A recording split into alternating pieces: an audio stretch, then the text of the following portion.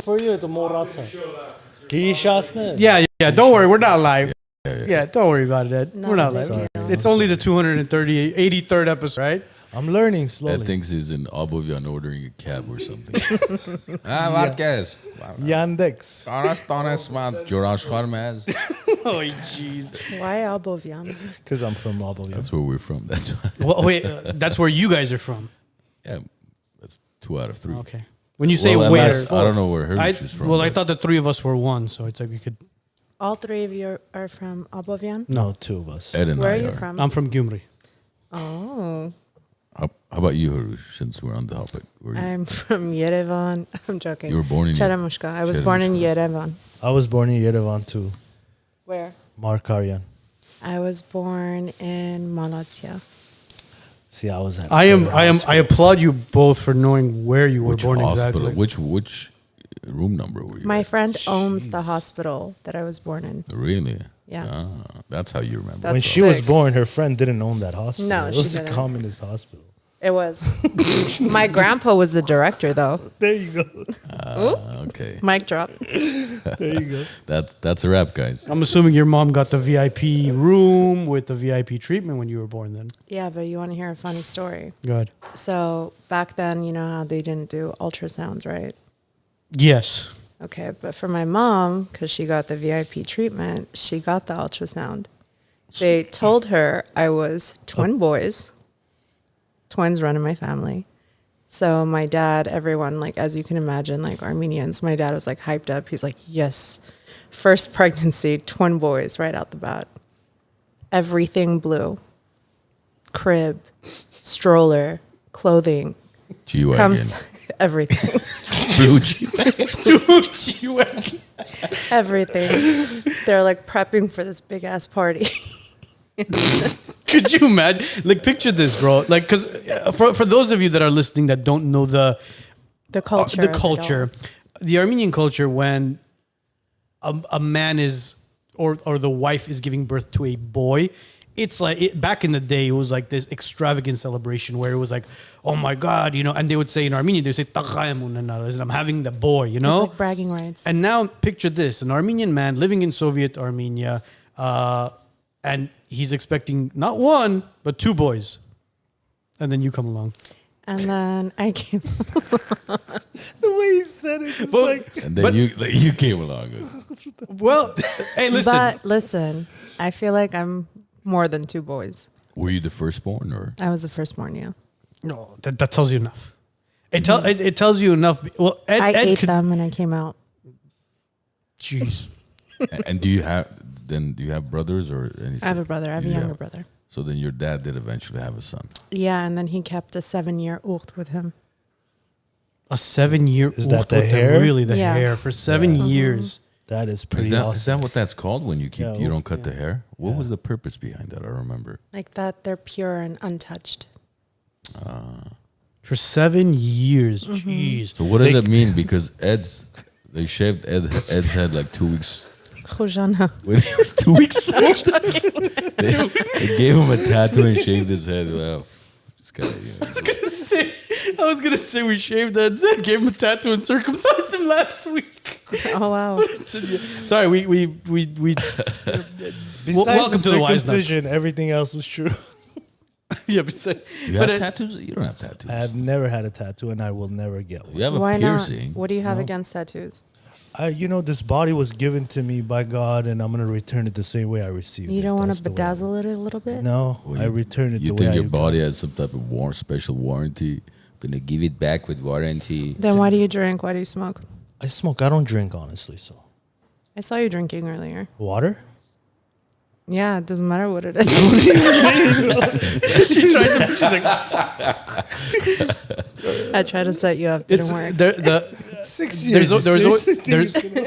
there's always that saying about it where they go, oh, why don't you have any tattoos? Well, have you ever seen a bumper sticker on a Rolls Royce? Like, bro, get the fuck over Well, I have yourself. tattoos and I love tattoos. Bumper sticker on a Rolls Royce. So people think they're actually Rolls Royce, huh? Oh yeah, bro. What, you haven't seen egotistical, narcissistic people in this world? No, I've never met one. Oh, really? Me neither. You're sitting next to one. As in? He's referring to me sitting next to You him. guys decide who's what. I just said what I said. No, see, I've wanted a tattoo for the longest time, but my concern about tattoo is I'm afraid I'm not going to like something about it, and it's going to bother me for the rest of my life. Okay. So I have your solution. So I went through a situation in life where I almost had my leg amputated. Wow. And Are we allowed to talk about that based on the NDA we signed?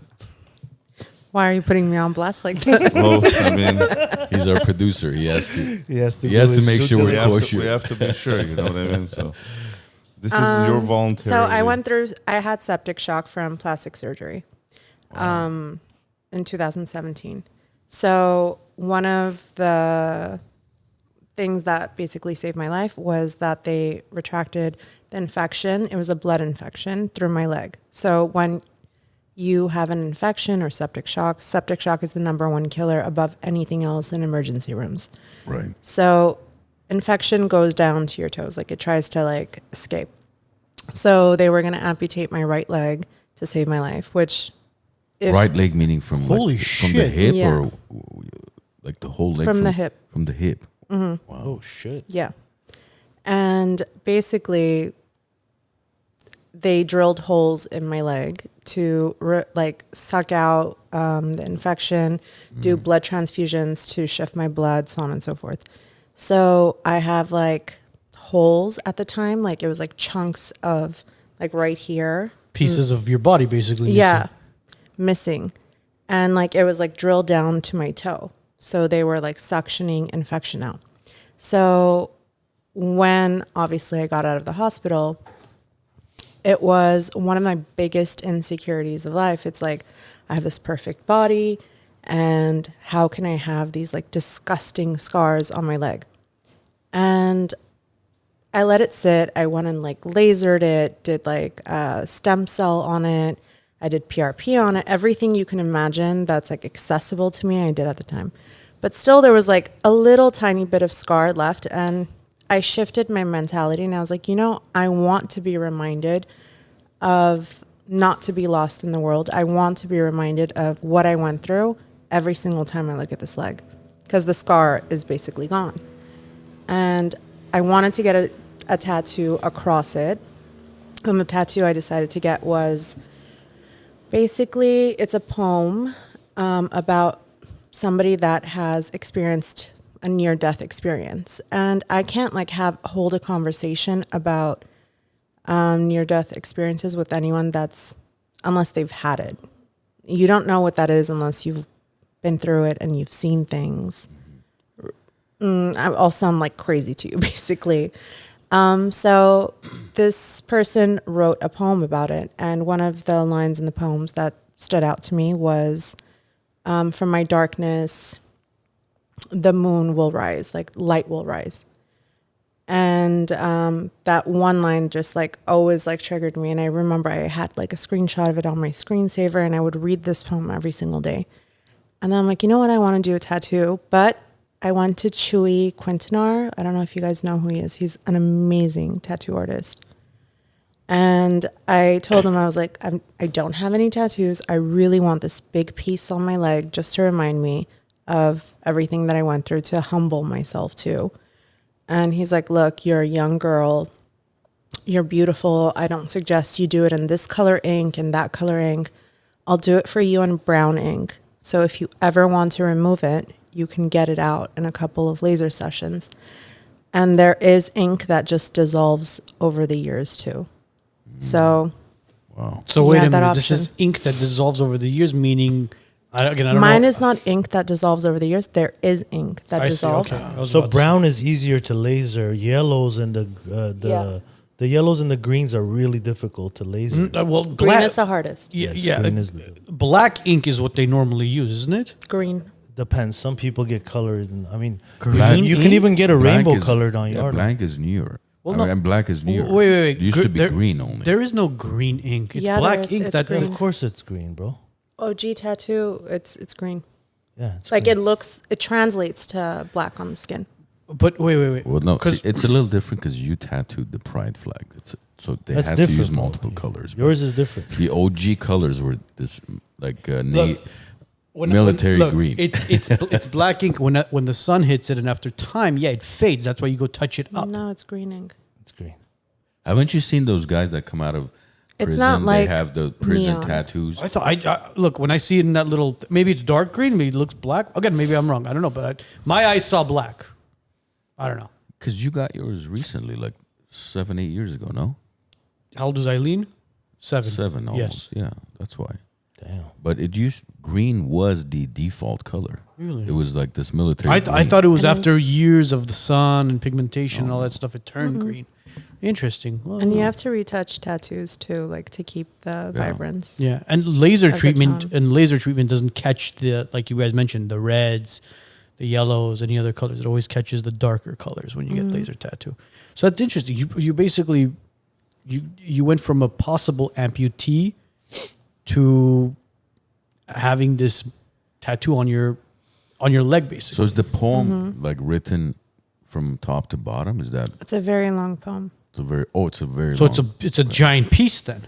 No, I just took a line from the poem. Oh, so you took that one line basically. The one line is, it's in Arabic. The poem's in Arabic. And a moon will rise from my darkness. Like from the darkest of my life, like the darkest hour, basically, there So- will be light. So when you say, unless you've gone through near death experience, you wouldn't know it. When you went through that experience, was it because the doctors were telling you you're going through septic shock and you knew and they were explaining to you the seriousness of it and how fatal it can be?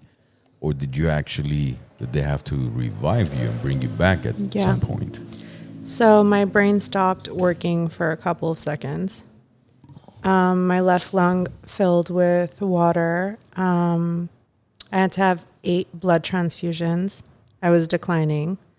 I was called jaundice when I basically checked myself in. I think what saved me is the delusion of not knowing what was going on.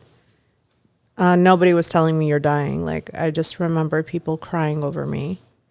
As you were like basically Like, mentally and I was mentally not in there. and out of consciousness a lot. I mean, like- you've seen more health issues than any of us. I mean, septic shock. It's it's a blood infection, and that septic shock typically happens either after surgery or if there's some type of medical malfunction where they, for example, let's say you had to have a part of your colon removed because it was cancerous or there was diverticulitis or anything like that, right? And somehow it was not attached properly or they attached it properly, the antibiotics didn't work as effectively as they thought it would, then you can get a blood infection. And septic shock, basically, your whole body's now infected and you can lose your life in a matter of minutes, Because hours. your heart's pumping all that infection it through attacks your blood. all your Jeez. organs Yeah. all at the same time. And the chances of surviving, I don't know the exact statistics, but it's basically you're just praying that the antibiotics that's given to you is going to be effective and your body's going to respond to it. Otherwise, you're done. Yeah. When I was in the hospital, they sent a priest to read me my last rites. Are you serious? That bad? And I was like, get out of here. Well, you're I here. was kind of mean. No, I was kind of mean. Oh, you actually told him get out of here. Yeah. So did you when you say people won't believe it, did you actually experience? Yeah, I feel like after that entire situation, it's completely shifted my essence.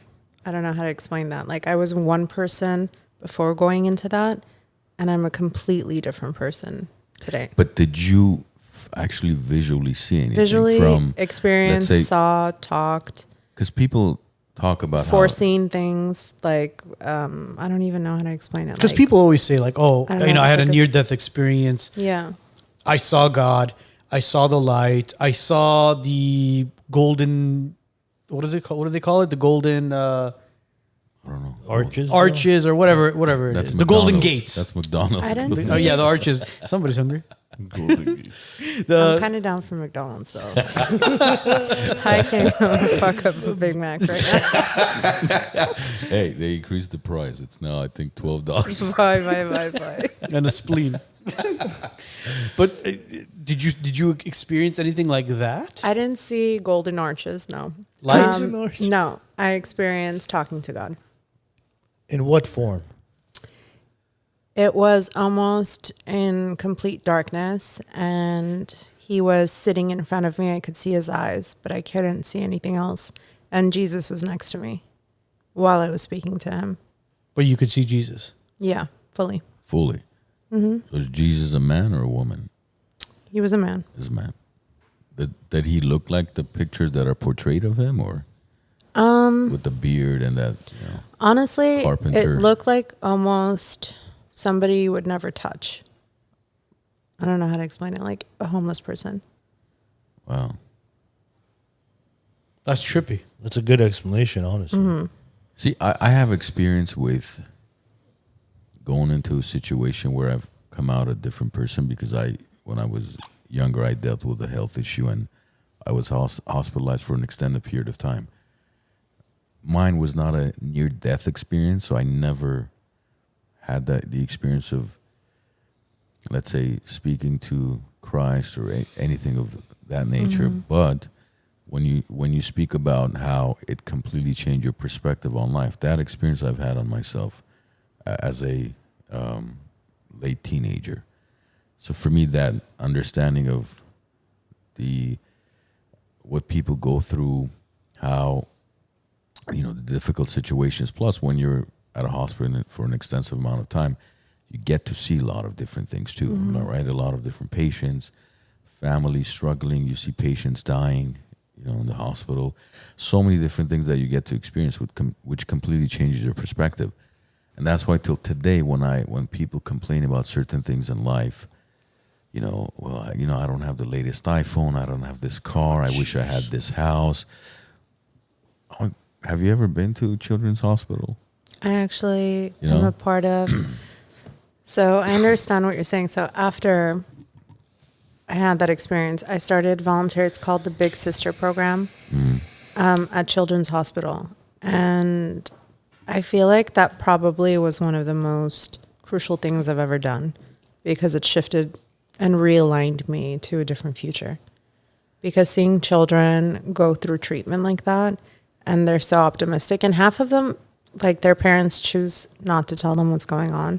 And it's the most heartbreaking thing because they think it's like a normal thing to be there, to be getting treatment. And then the other half, like they've accepted their faith. Yeah. And then you go talk to ungrateful motherfuckers like out and about, and they're complaining about the stupidest things, like most mundane things you've ever heard of.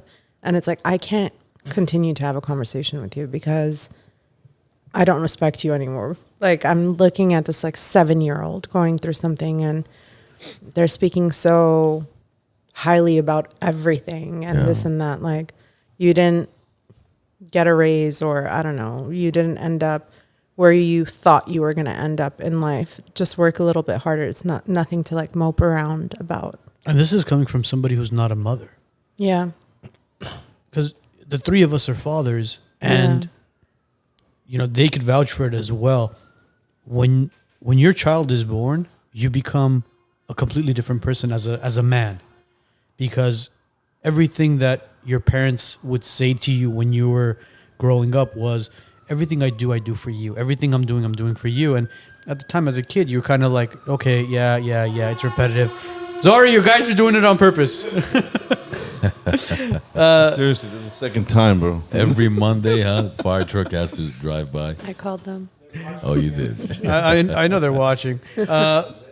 They take away moments like this, bro. When we get into like deep conversation, it's like, It's like that guy who's singing Celine Dion and he's about to, go into that one verse, and then the navigation is turn left at the next. Don't you hate it when you're like singing your heart out? It like mutes your ass and you're like all Monto. Especially if there's someone in your car and you're trying to hit that at the high next note. light, turn left. I think you're officially the first person to use Monto on the Monto, WiseNuts. seriously. Congratulations. We should. Oh, thanks. we Do I should- get a prize? Can I have a shot? She can have a shot. Mia, can Let's we? give it a shot. Yeah. By the way, our beautiful bartender tonight is Mia. Thank you, Mia. Thank you, Mia, for Mia. taking care of us today. Maybe we should make T-shirts. Monto. Monto. There you go. You're welcome. I'll take a percentage. Yeah. Seriously. We'll give No you some problem. royalties. My lawyer will contact you guys. Already has. Yeah, we're on first date. We're on first name basis. At this moment. She's recording everything like right now, like sitting there just. But anyways, let's go back to what I was saying. So when our children came into this world, we changed as individuals. We changed as men. That I mean, I for one would die, would go to jail, and would do certain things to make sure my child is protected. Of course. You talking about kids that aren't related to you, that aren't even yours, and are, I don't want to say grieve, because the kid is not gone, but they're suffering and you're feeling the pain along with them. Yet there's people that look at life and bitch and moan about the stupidest things in the world. Thank you, baby. As you mentioned, iPhones and God knows what, man. And keep in mind, when I was hospitalized, I was 16, 17, so I was in the pediatrics What department, happened to right? you? It was an autoimmune disease where overnight I went from being, and one day I have to talk about. I don't know why. This I've is never the talked- perfect I have day to talk autoimmune about. now because of septic shock. Well, Really? since you used the word Monto, we used to call Armund Navas. Why? You guys, it's really hard having autoimmune. No, do you know what Navas No, I means have- though, right? no, I don't. Navas means like I was skinny. super skinny. I was skinny, but Yeah, I gained a lot of weight Then I after. developed into, I was very athletic at one point Mm-hmm. prior to this whole situation happening. That's why sometimes when I have conversations about sports, people look at me like, Shut the you fuck used to do that? I'm like, yeah, I did until, so and so. But my point is, when you're in the pediatric department, right, you're seeing kids. It's not like you're in, telemetry or some other department where it's all 70, 80, 90-year-olds. Literally, there were roommates, and all the patients in my ward were anywhere from newborns all the way to 18-year-olds. Oh shit. I remember at one point, one of my roommates, he was black, he was dealing with sickle cells. And he had no family. So my mom was the one pretty much like looking over him because he had no family. God bless your mom. And he was, thank you. And he was, he was a few years older than me. Not I- a few, maybe a couple. Well, I would actually, yeah, you're right. Yeah. Because if I was It's just 17, math, bro. yeah, if I was 17, he would have had to be no more than 18, maybe. Yeah. And he looked like Flavor Flav, actually. I remember him till today. Flavor Flav. You should reconnect with him.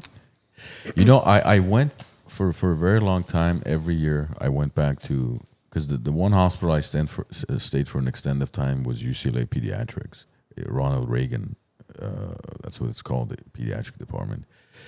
For a long time, I used to go back every Christmas and donate toys to the kids and all that for probably about 20 years after I was back home. But then I realized, I'm like, dude, UCLA has hundreds of millions of dollars of donations every year.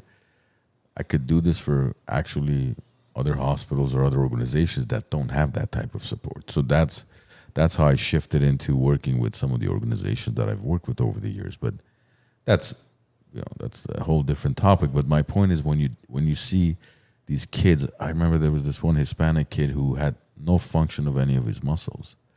He was pretty much just on a wheelchair. He could just use his two fingers to roam around the hospital.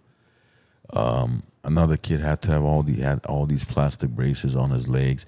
But then it's not just that you experience, it's the effects on your family that take a toll on you, because it's very true. When you're dealing with the situation, it's not as hard on you as it is on your family, because your family does not know what. Just like when your child tells you, "Oh, I have earache," right? You can't feel the earache, so you don't know what to. You're like, okay, is it an infection? Is there just water because they were swimming in the pool? Is it just they hit it somewhere? You can't feel it, so you don't know how to solve it. Whereas, imagine, so your family's dealing with all this, your mom, your dad, your siblings, pretty much living through this with you. And that's even your perspective on the family dynamics and the love and that, right? I mean, I'm sure your family was with you the whole time. My family was just, it was wild. Yeah. Like, my dad got kicked out of the hospital. It was a whole situation. Oh, jeez, man. I can't, bro. With dude, my daughter had strep throat, and I was literally just going crazy. Yeah. Because at nights I'm laying in bed. I got a humidifier in her room. I got an air purifier in her room. She's on antibiotics, which I'm not even a fan of. And I could hear her coughing her lungs out. And I'm just like, I couldn't sleep. I was a wreck at night. I was a wreck at the office. And I would shut my door when I would get to work. I'd be like, nobody talk to me. I don't want to talk to anybody because like my mind is completely somewhere else. I could just only imagine what your father was going through. And I could relate to it because, you know, I have a daughter. Yeah. Which is why, you know, going back to what we were talking about as far as, the topic went from what to what.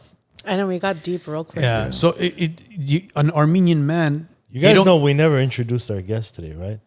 I don't think they need an introduction. Oh, look at that. We're at 28 minute mark. We haven't introduced our guest. Well, if you guys Hi, my name is Hrush. well, You can catch me on YouTube. I'm Armo. Hello. Wait, first of all, all of you guys are going to sing my opening song. which Do you guys is know it? no. Your Hello. opening song? My friends, my little YouTube friends. That's your opening song? Yeah. Every single YouTube What is video it? I've ever Hello, done. my friends. My little YouTube friends. Hello, my friends. My little YouTube friends. And you have to do this. Oh, jeez. Oh boy. The Spirit Fingers Ready? have to be the Spirit Fingers? Yes. Ready? 3, 2, 1. Hello. My My friends. My little YouTube friends. All right. There Welcome back to my channel. I've taken over WiseNuts. Yes, hi, Kaka. Guys, I think this is my last show tonight. Guys, we're selling the rights to Hrush. She's taking over. She's going to be taking over. But we didn't even say happy Monday, everybody. Yeah. I think Ed's Armo talk threw us off. That's why. I'm By sorry. the way, thank you for sharing that because it's not easy to share such a personal, deep experience that you've had where you're about to lose your life and you don't know whether tomorrow you're gonna wake up to seeing daylight again, right? Yeah. So the fact that you were able to share that, thank you for sharing that with us and our audience. Well, thank you for acknowledging that because I think a lot of people just feel entitled to know everything about your life without realizing like how much something like when you speak about something that's been so painful in your life, like that could really break you as a person or like, like you don't go into your career or your job or your 9 to 5 and you're like, hey, this happened to me, blah, blah, blah. It's like, this is my career. Mm-hmm. And introducing that portion of my life was just really nerve-wracking for me in the beginning.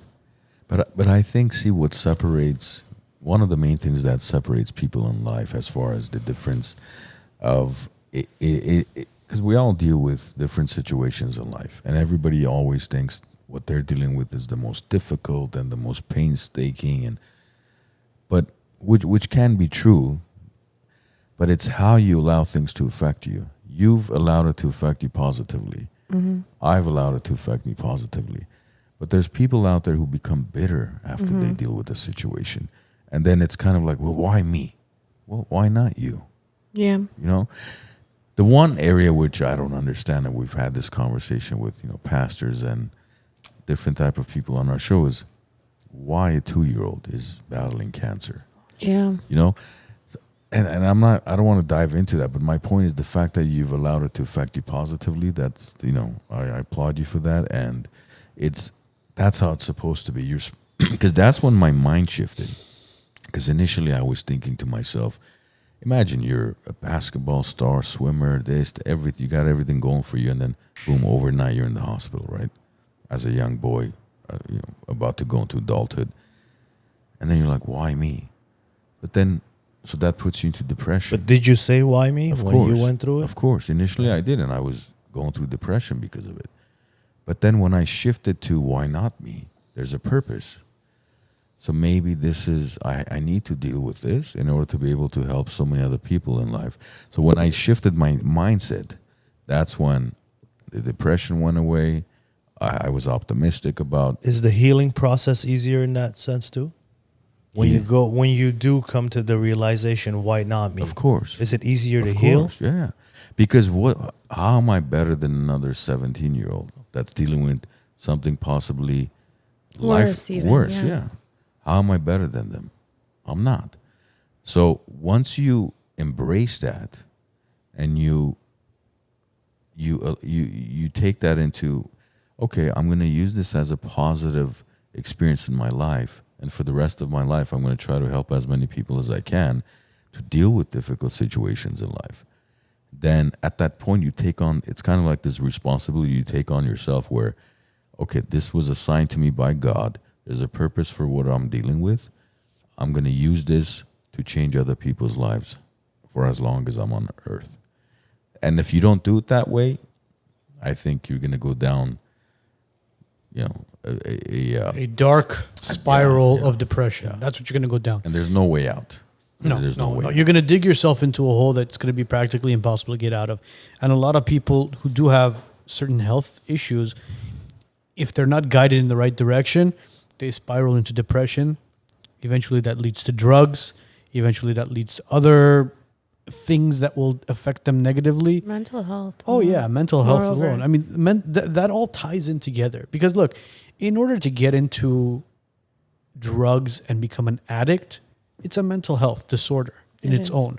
Because you're taking those drugs and you're addicted to those drugs for a certain reason. Now, whether you're taking them for pain reasons or you're taking them for pleasure, eventually, when you get addicted to it, that's a mental health disorder that you have, that you get addicted to it. You're taking it for unnecessary reasons now. I think for addicts, they think it's necessary to continue because they feel pain in a different way that we can't even fathom. I have a lot of empathy for people, and I'm a type of person where I'll sit down and talk to everyone. Like, I want to hear you out, like what you're going through and what you're feeling.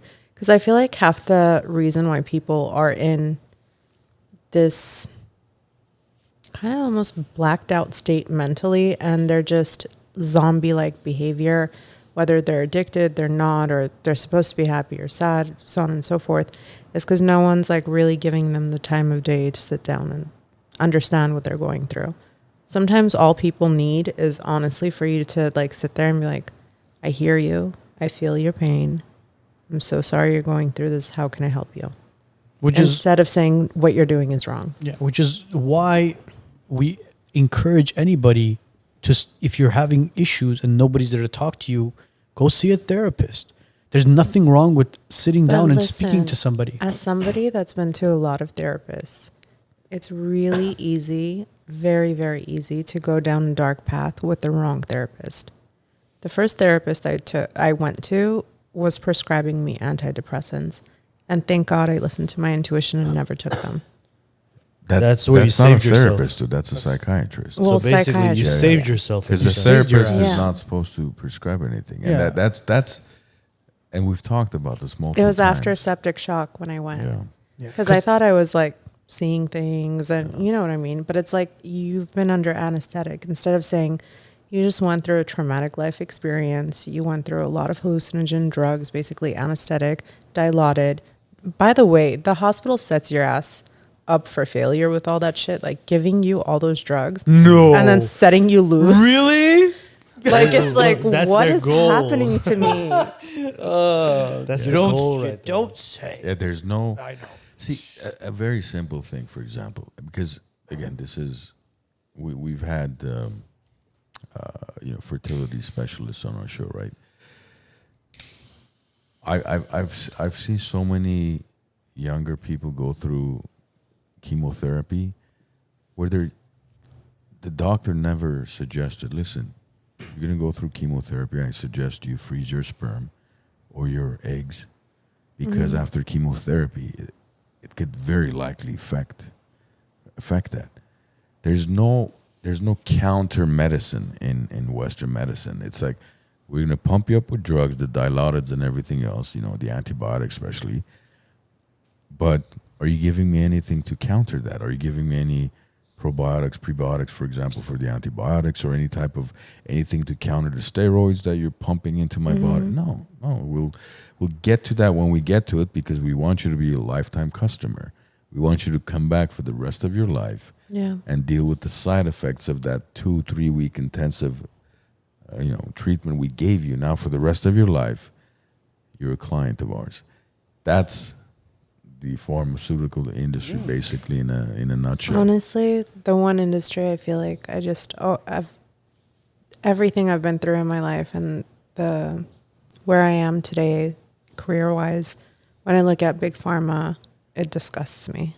Yeah. And that's 100%. like one thing I can definitely say. It's like so disheartening to see. Well, Pierre, who was on our show I think it was like a year and a half ago, Pierre was going through depression. Well, Pierre is going through depression till today. And one of the medications he mentioned on our show was Zoloft. And he was prescribed 150 milligrams of Zoloft. And it got to the point where Pierre was like, you know what? I want to get off of this. I want to wean myself off of it. Slowly but surely, he began to wean himself off without telling his doctor. He would say it was an accident, whatever happened. But his doctor knew what was coming because of the medication that he was taking. And eventually, the guy relapsed into depression again. So he is, as Armand mentioned, a lifetime customer to Big Pharma.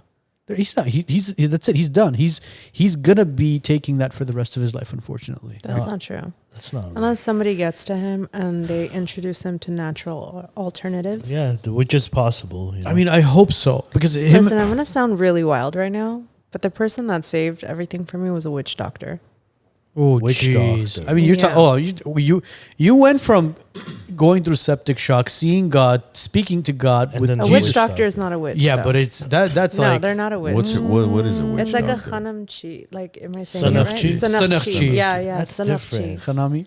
No, no. Well, Sanakchi, No, not similar. Sorry. Sanakchi technically is they adjust your body. That's a Sanakchi. So I don't know. Yeah, but a lot of what's wrong with you mentally is honestly your body is not- unaligned. That's what it is. Sanakchi we is hold basically stress- a chiropractor. from the olden ages. Like, it's a different type Yes of and vibe. no, yeah. I don't know how to explain it, but honestly, everyone's stressed out, right? Obviously, going through a traumatic experience is going to stress you out. Hence why your hormones are off, why your mental capacity is not all there. So you have to address where the stress went Okay. and then relieve it all. And then your mental state becomes more clear. So the Sanakchi is what helped you Yeah. kind of recover from the septic shock. Yes. Wow. Hmm. See, More than anybody else. I've known Sanakchis to help with certain types of injuries, right? But my entire immune system whole took an immune- injury. So they Why were, shouldn't I see one? So they were able to heal your immune system. Mm-hmm. Interesting. There was a moment where, well, aside from them, they're the ones that I did a stem cell transplant, which I'm a very big fan of. Stem Is there cell wood? transplant. Right next to you. I would get sick 24/7 because I got diagnosed with autoimmune and an undiagnosed autoimmune. What did they give you? Later, they found out that the 8 blood transfusions that I received, one of them had autoimmune. Oh, jeez. See, is that not it medical was- malpractice? It is, but you can't sue shit. Well, it's because the individual who donated Didn't their know. blood did not know, or they did not disclose it. Because that's one of the first questions. And the person administering the procedure did not know and did how? How are How are they they you, going to know? You How? test the blood to see who you're It putting. doesn't really show up like There's that. no. You guys think blood shows everything, huh? Can It I ask doesn't. you I something? would hope Hrush? so. No. Listen, no, the it doesn't. best doctors that I've been to, and I never knew this before. So when I get tested now, I see a holistic doctor. I don't really believe in big Regular pharma and regular doctors anymore. They will test me while I'm fasting with my blood. When I'm not fasting, they'll tell me to drink water, not drink water. They'll tell me to go different days of the month due to my menstrual cycles. Sorry, guys. But for women, that's very important. For men, that's important too, because like your hormones are different at different times. Yes. So they'll tell you to go and give blood tests at different times. They will receive different results depending on how you feel. That's how important how you feel is, because you impact your entire body and your cellular being. And I don't think people really understand that concept yet. Well, there's those doctors as well that do dietary recommendations based off of your blood type as well. Of course, I've done that. You want to see my allergy list? You'll die from laughter. Are you serious? That bad? I'm allergic to everything. Oh, But is that, I mean, are you really, or it's just based on the No, matrix? it's different percentages, and it depends on my hormones of the time of the month. Because I was having this discussion with somebody over the weekend. I was like, listen, everything about Western medicine is a matrix system. You've got these boxes. Okay, you're 35 years old, female. What's your height? What's your weight? What's your blood type? Based on that, this should be your, cholesterol levels, your BMI. It's like you have to fit into this box. They look at these boxes based on that. We need to prescribe you A, B, and C to get you from the second box down to the first box, so you're in the green zone, not in the orange zone, or especially not in the red zone. They have no understanding of what's causing it. Why do you have cholesterol? Because they can't pump you with the medication. Bro, I told you guys this story. I wasn't even 30 yet, and I went to give blood, and the doctor doesn't even call me. I get an email telling me that my cholesterol prescription is ready to pick up at your local Rite Aid. What the fuck is this, bro? What do you mean my That's the cholesterol best. medication? Being Armenian will do that to you. It is. You're absolutely right. And mind you, and I was on my way. We were actually driving to Palm Springs with the family. And I told my wife, I'm like, Elle, can you call the doctor? Calling the doctor, he's not answering. Apparently it was a Friday, so he was probably on his way to Vegas or Palm Springs. But anyways, so So sad. the assistant picks up. I'm like, I need to speak to the doctor. Well, he's not available. Where the hell is he? Well, he's with the patient. I'm like, okay, have him call me when he's free. Bro, I'm like, what kind of doctor are you? Instead of you telling me, hey, listen, you're 28 years old, 29 years old. Why don't you diet? Why don't you stop drinking? What are you eating? Maybe Why we would could he check. tell you that? Exactly. He makes more money the other way. Exactly. And mind you, and when I was looking at the cholesterol, as far as, well, I didn't read it. Elle read it because she knows how to read that shit. But she's like, you're like a couple points away from being Well, yeah, like, you went from green to orange. yeah. And so instead of him telling me, hey, listen, this is what you need to do, this is what you need to do, this is what you need to do. No, for him, it's more of like, that's what pisses me off. Go pick up your prescription from your local Rite Aid. No, bro, that's not going to happen. Yeah. And that's why I changed everything in my life from the processed shit, cutting out all the processed food, because apparently processed food doesn't sit well with me. It's poison for Doesn't anyone. sit well with anybody. Anybody. It's just convenient for people. It's Well, not, ask modern day America that's what they're basically selling. So You Americans eat trash. We're eating trash and poison. you turn on the TV or you drive down the block. What do you see? You see McDonald's, you see Carl's Jr., you see Taco Bell's, and that is all poison. You look at how they make the sauce at a Little Caesars pizza joint. I mean, the sauce comes in a brown powder and it High eventually key. turns red. High key. What did you say? High key. hi, what? High key. Meaning? High key. I would love a Little Caesars pizza right Oh, not low key, high key. now. High key. What was it? She's hungry. I think Hrush is hungry. Honestly. She would kill a Big Mac and she would kill a Little Caesars pizza. At this point, I Or think she's hungry. maybe someone should light my cigar. You know what? That's you what go. we need to That's do. what we need to do. But you know what's a good pizza? Downstairs from, by the way, we are at the Glen Arden. We are at the Glen Arden, ladies and For gentlemen. those of you wondering, it's not Arno's man cave. Or JJ's back house. Yeah, or JJ's back house, or my yacht, or Ed's Boeing 757. Yeah, we are at the Glen Arden. And at the Glen Arden, downstairs, Aussie's Pizza is there, which they serve amazing pizza, by the Except way. Mondays. except on Mondays. Oh, Mondays they're closed. They are Yes, closed they on are Mondays. So What's with this Mondays closed thing, bro? Why are businesses closed on Monday? Thought it's the official first day of the week. Some restaurants. do you want to cut? Sure. What kind of cut? Whatever you Doesn't matter. That's a twist off. You can twist Oh, it is off. it? Yeah. Well, when I say twist off, you can just like, yeah. Who's the cigar specialist here? Those guys over there, Zorab and Gentlemen over Zori. there. So which one is best to do? As far as, Cut or twist off? well, it's the same thing. It still comes You off. tell us, cut Yeah. or twist off? Just twist off?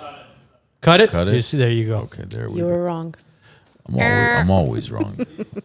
Harush, I had a question for before they start the cigar. You've for been you. so quiet over I here. in have. the I'm corner. just being very nice and quiet today. I got one question for you. We're talking about medicine, and you're in the makeup industry. Mm-hmm. When you look at the ingredients in makeup, isn't it closely tied to the medical industry or course the it is. pharmaceutical industry? Of course it is. I feel like in 10 years, people are going to face a very rude awakening in the cosmetic industry. As far as what? The ingredients that they're using is terrible for your skin, could possibly cause skin cancer.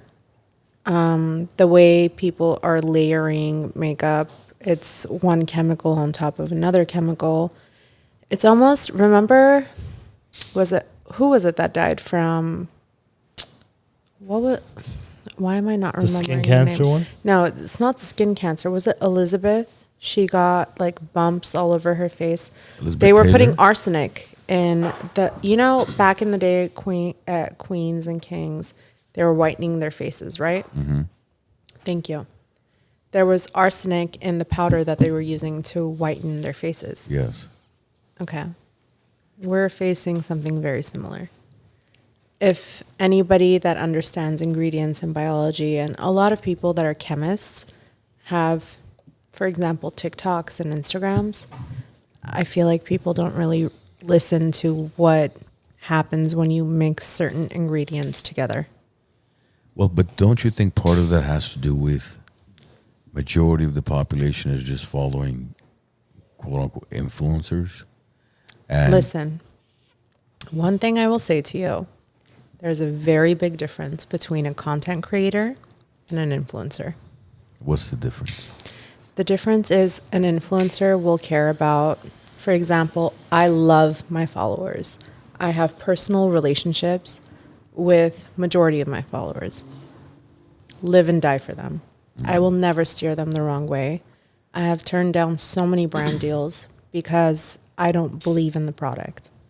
And I've lost a manager over it because to me, eventually I want to launch my own brand and I'm not going to lie to anybody about what I'm using. I will only post if I like something or if I actually use it and I've tested it. I will never post anything like if it's my first impression. A lot of people will be like, this is my first time using this. Oh my God, it's so amazing. Oh my God, it's going to change your life. You're going to be so beautiful. That's how I sound usually when I post about a new Yeah, product. when he I'm does his using. makeup. I'm 'cause not a Thursday QVC nights he host. walks this. No, when he's cutting into his steak, that's how he sounds. So the Thursday nights he does walk the streets, and that's the day he does his makeup. No, I genuinely respect that a lot because when we started this journey with the three of us, five. Well, we were well, we were four. We lost one, but we lost one on the way. We lost one nut on the Friendly fire. But when we started this journey 5.5, almost 6 years ago, that's one thing we vouched for as well. That if anybody's going to be sponsoring us or giving us anything as far as products, we have to vouch for it. Whether Fortunately, nobody wants to sponsor us, so we don't have that problem. so, we're not if you're look, we're not going to be those Armos where it's like Diamond Insurance. Call them for all your insurance needs. No, Not happening here, bro. It's not. Again, we love our Armenian people. We love the businesses that you guys are running, but it's just Look, it doesn't fit. Sorry to interrupt you, but I can't knock people's hustles too. But you would have to be brain dead to like, I'm so sorry guys, but I just have to get this out. You would have to be brain dead to like really believe some things. And that's shit. concerning for me. Like, okay, what did you say? Who sponsored you, hypothetically? What was it? Insurance. Diamond insurance. Okay, They insurance. sound like that, huh? Diamond insurance. Okay, so Diamond. that insurance company, will you show some interest? But you have to do your own research at the end of the day. Of course. Yeah, look, you have to do your own research on it, but you just can't. You can't follow the money. I mean, even product placement. We've had I product agree. placement offers to us. If the product doesn't make sense for us, it's not a product that we're going to actually use, we're not interested. You That's what tested it out is. the dildo when we had that product placement? We never got offered that one, but I thought you were I'm just using gonna it. smoke the cigar over here. Ed's our product test. Why did you go straight Guys, to the dildo? I personally will burn test you. that out for the next 3 weeks. Bro, you Ed. didn't It's an mention- amazing product. Yeah, Ed, you only need to test it. No. For the next 3 weeks, I'll test. Ed, just test it once, bro. It has to be We'll durable. take your word for it. I'm testing But it right he's now. doing his due diligence Yeah, by there you testing go. it out for 3 weeks. Yes, Okay. that's what we love. You need about it. long-term We're- results, She's my egging, friend. egging him on. She's egging him I'm on. setting you up right there. It's a good thing it wasn't a butt plug. How did you decide? How did this all come from? I mean, as far as you becoming an influencer, getting into makeup and all that. Tell us about Hrush when Hrush was a young girl. Were you I playing feel like with, Arno can describe my early beginnings. I've known Arno since I was like, what, 15? Oh, dude, yeah, I was like 14, 15. 14, 15? Yeah. Yeah, it was interesting times. Not to. you guys are the same age? You went to school together? We didn't go to school together. We are the same age. It's just we had a Common denominator. common denominator. That denominator is no longer. Which was what? In- You guys played with Barbie dolls, both of you together? Of course we at did. Are you 15? kidding me? Hrush used the I car did their and he makeup played and with he did the haircuts. Yeah, yeah. She did the makeup. I did the haircut. men påkring bish gang. Jeez. Yeah, seriously. Tell us a little bit because look, the younger years. Can we light up this bad boy before How I am I supposed to hold a cigar? No one's ever explained that to me, by the way. doing fine. you're doing fine. Yeah, that's it. Because I hold it sometimes like this, Yeah. and then I hold it sometimes like this. Yeah, take the thumb away. Do you Like mind, this? please? If I can.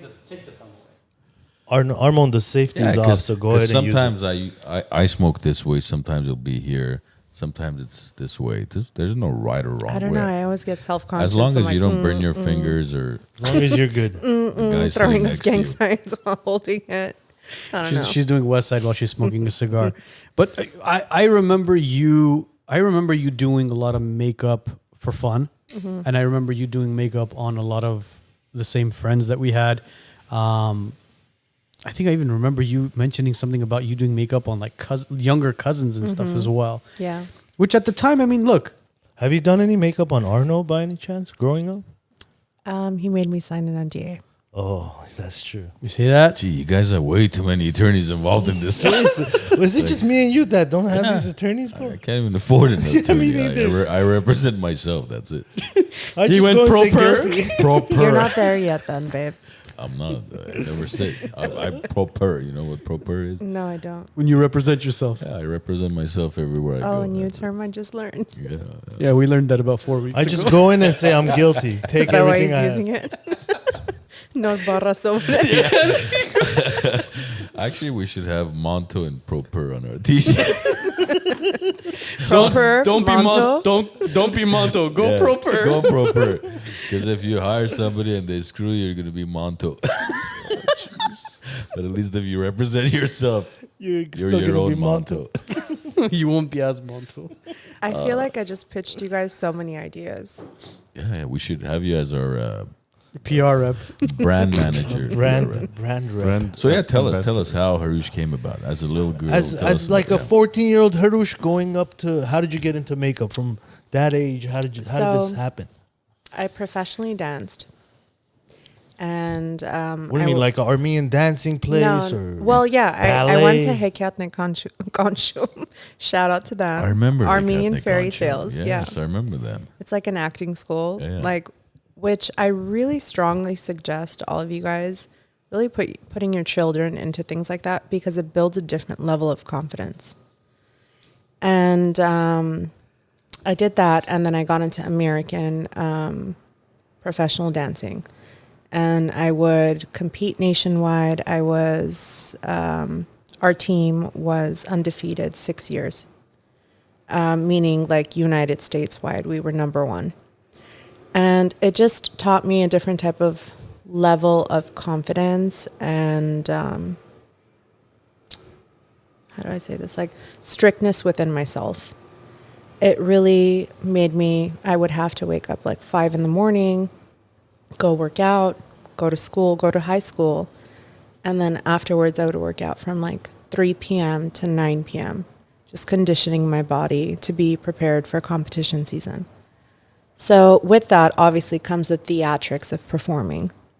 And I remember when I was in Hekatnik Ganchum, when I was like 5 years old, I would look at like the older, pretty Armenian girls and be like, oh my God, they're so pretty. I want to look like them when I'm older. And how they would apply their makeup, how my mom would apply her makeup. I remember sitting by my mom every time she would apply her makeup and she would always like scream at me like, get out of here. I would like jack her samples. Oh, jeez. Like Robinson May samples when she would buy stuff. And like practice on my face and ruin all her makeup. Remember Robinson May? Oh my God, that used to be Macy's. That ladies turned and into gentlemen. No. Robinson's May turned into Yeah. Mervin's. No, No. Yeah. No, it's Macy's. now. Was man. it? It's Oh Macy's. my May turned God. into Macy's. What happened? Okay, so Bullocks turned into Burlington? No, Bloomingdale's, or I remember there was a Bullocks too. was remember that's Bullocks. Bloomingdale's. That's Bloomingdale. Okay. yeah. Yeah, sorry. Man, Bullocks was We tend to that's digress. Shit, that's a sick ass store. I remember Bullocks. So your mom and your Robinson's May The sample. Robinson's. The samples. See, we're used to like Sears catalogs. And, So I'd always like some play guys on will myself. understand the reference. You may not, but you know. No, I don't get your It's a reference. Sears I'm gonna be catalog in the honest. back. We didn't have porn back then, so it was a Sears Oh, catalog. lovely. What's her name? The that famous model who was on there. The Sears one? I think she was still on there since Summers? in their 50s.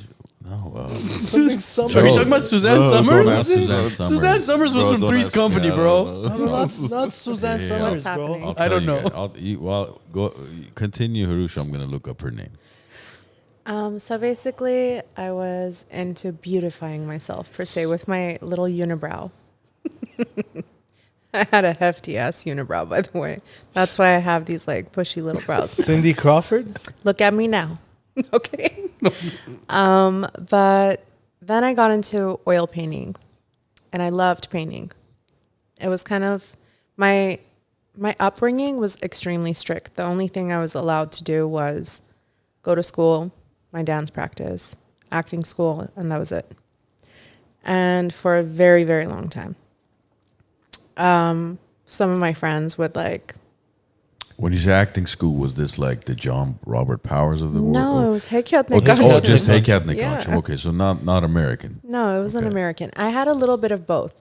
I feel like that's why I'm so flavorful and spicy because I had a little bit of both flavoring in me. And I just really fell in love with oil painting. I wanted to be a clothing designer. And I was convinced I was going to be like the next Karl Lagerfeld. Convinced. So I started interning at my best friend's atelier, Garoza. Shout out to Garo. Yeah, Wasn't that like a dress and Yes. wedding Yeah, dress? wedding and dress, Suits. We'd rent suits from there, no? Yeah, they had a tuck shop too. Tux, yeah, next to it. Listen, I've been hustling from a young age. And he would always tell me, you're so gifted with makeup. The way you do makeup is so beautiful. You should try doing makeup on brides. And I was always so afraid to do it until one day he pushed me to do it. And something happened with a bride where I don't want to like speak She out went of to pocket. the professional. She didn't like how it looked. No. Something happened to her makeup artist that day. I don't know if like it was a tragic event that makeup artist was a no-show.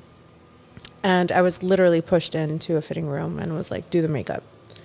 And I remember I was shaking and crying and I'm like, oh my God, I'm ruining And this. how old are you at this time? 17 years old. 17. I'm ruining this girl's like most important day of her life. Because, you know, we're programmed to think your wedding day is the most important day of your life. Yeah. That's really when you not. matter the Of most. course, yeah. And Nothing else matters. yeah, literally. You know- Isn't it so sad? That's how we're Oh, programmed. hold that thought. You know what that reminded me of? It literally reminded me of that one joke where a doctor's getting ready to. Hrush, can you pass that to Edgar real quickly? Sorry. It reminded me of that one joke where the doctor's going to be operating on a patient, and he goes, "Calm down, Dave. Calm down, Dave. Calm down, Dave. Calm down, Dave." As he's going into, as he's getting into the OR, or as he's going under, and the patient goes, "But my name's not Dave." He goes, "No, my name is Dave." So that was you. That was literally me. I was shaking. My hand was shaking for sure. Oh, jeez. And I remember coming out of that room crying and thinking that I ruined, like, I was like, oh my God, I did such a bad job. And the next day she called me and was like, I've never felt more beautiful. Thank you so much. So she was happy. She was very, very happy. But in my head, I thought that I just ruined the most important day of this girl's life. So then she referred me clients. And mind you, I don't have a license, nothing. Okay. No cosmetology license, nothing at all. Nothing. Thank you. And so she sends me her cousins and her friends, and I'm like, all right, whatever. She liked it. You're in business now. Got to do what you got to do. So, So you get a reference from your first client. yes. And Damn. I start doing makeup for brides.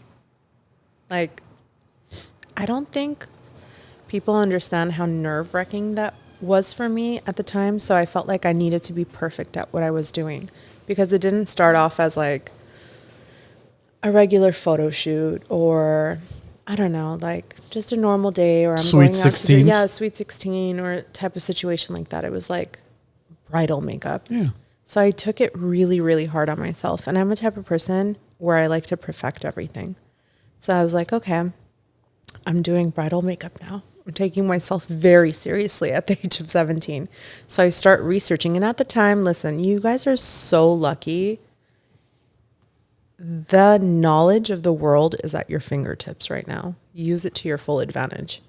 The type of research I needed to do was trial and error. So anyone I could grab literally off the street and practice on them to see if one ingredient went well with the other one, and this and that, and it lasted 17 hours or 14 hours while you were crying, I would get like my 14, 13-year-old cousins and like lock them in my bathroom. Which goes back to the stories that I remember. Yeah. And I would hold them hostage and be like, I'm going to do your makeup. But how did you even know what to mix together? I took it from painting, just knowing what the aesthetic was of like what I was trying to achieve, and just whatever my mom had at the time, and I would take it. Oh, and geez. thank God my mom really understood skincare. She's an esthetician. So like, I really think I had an upper hand there. So if you messed anyone up, you would just refer them right to your mom, huh? At the Mom, time, fix she this was. one. At the time, she was not an esthetician, but now she is. But she's always been into skincare So it and was knowing. more. So it was more of a mom. Listen, I need you to get your esthetician license But she never told me what to do. She let me figure it out for myself. I'm just teasing. And I feel like a lot of parents kind of need to let their children figure it out for themselves. Because I remember back in the day when I was like, all right, I'm going to be a makeup artist. And my dad's like, homeless as Oh, are you serious? He was like, "There's no way it's happening." Yeah. Well, But now he's like, yes, mishti manume. I knew you had it in you. Tumi bani tarnalu. it that sounds twin boy made something of itself. it sounds very familiar. It's always like those that. two boy embryos. I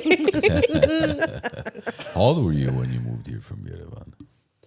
5 years old. 5. Oh, you were young, very young. So you Yeah. started elementary here. During the fall of the Soviet Union. You came 91, 92. Oh, 91. 73. But here's a funny story. So we Jesus came Christ. October 30th. And my dad came with debt. Obviously, as Of course. So you got $20 in your pocket and 2 suitcases. he had $40 Yeah. with 6 It's people. always 20 or 40, something like that. Yeah. It's like an infomercial for only $19.99. You can go to America. For only $40, you can travel to the U.S. and make something of yourself. Do you have 2 suitcases? Do you have $40 in your pocket? You are ready to go, my friend. Now it would be, do you happen to have $4 million laying around somewhere? Because you can buy a condo in Glendale. But how crazy is it that our parents escaped to America Yeah. for a better life, and we're trying to escape out of America for a better life now? Wow. Are we trying to escape for a better life, or Listen, it's not the vibes. Where are you trying The vibes to are escape not to? vibing. I don't know. I haven't figured it out yet. But well, we'll get into that. But let's continue on to then. You Yeah. started messing around. You became like a quote unquote chemist in a sense, where you're mixing different formulas and trying to come up with Yeah. a long lasting. so I figured out a routine where the makeup would stay. Like it was kind of like an undefeated champion at the time. And I read a lot of books, makeup books. Max Factor was one of my biggest inspirations. And I got to give credit when credit is due. Scott Barnes was my second. Oh, well, sorry, I lied. Kevin Aquan and then Scott Barnes.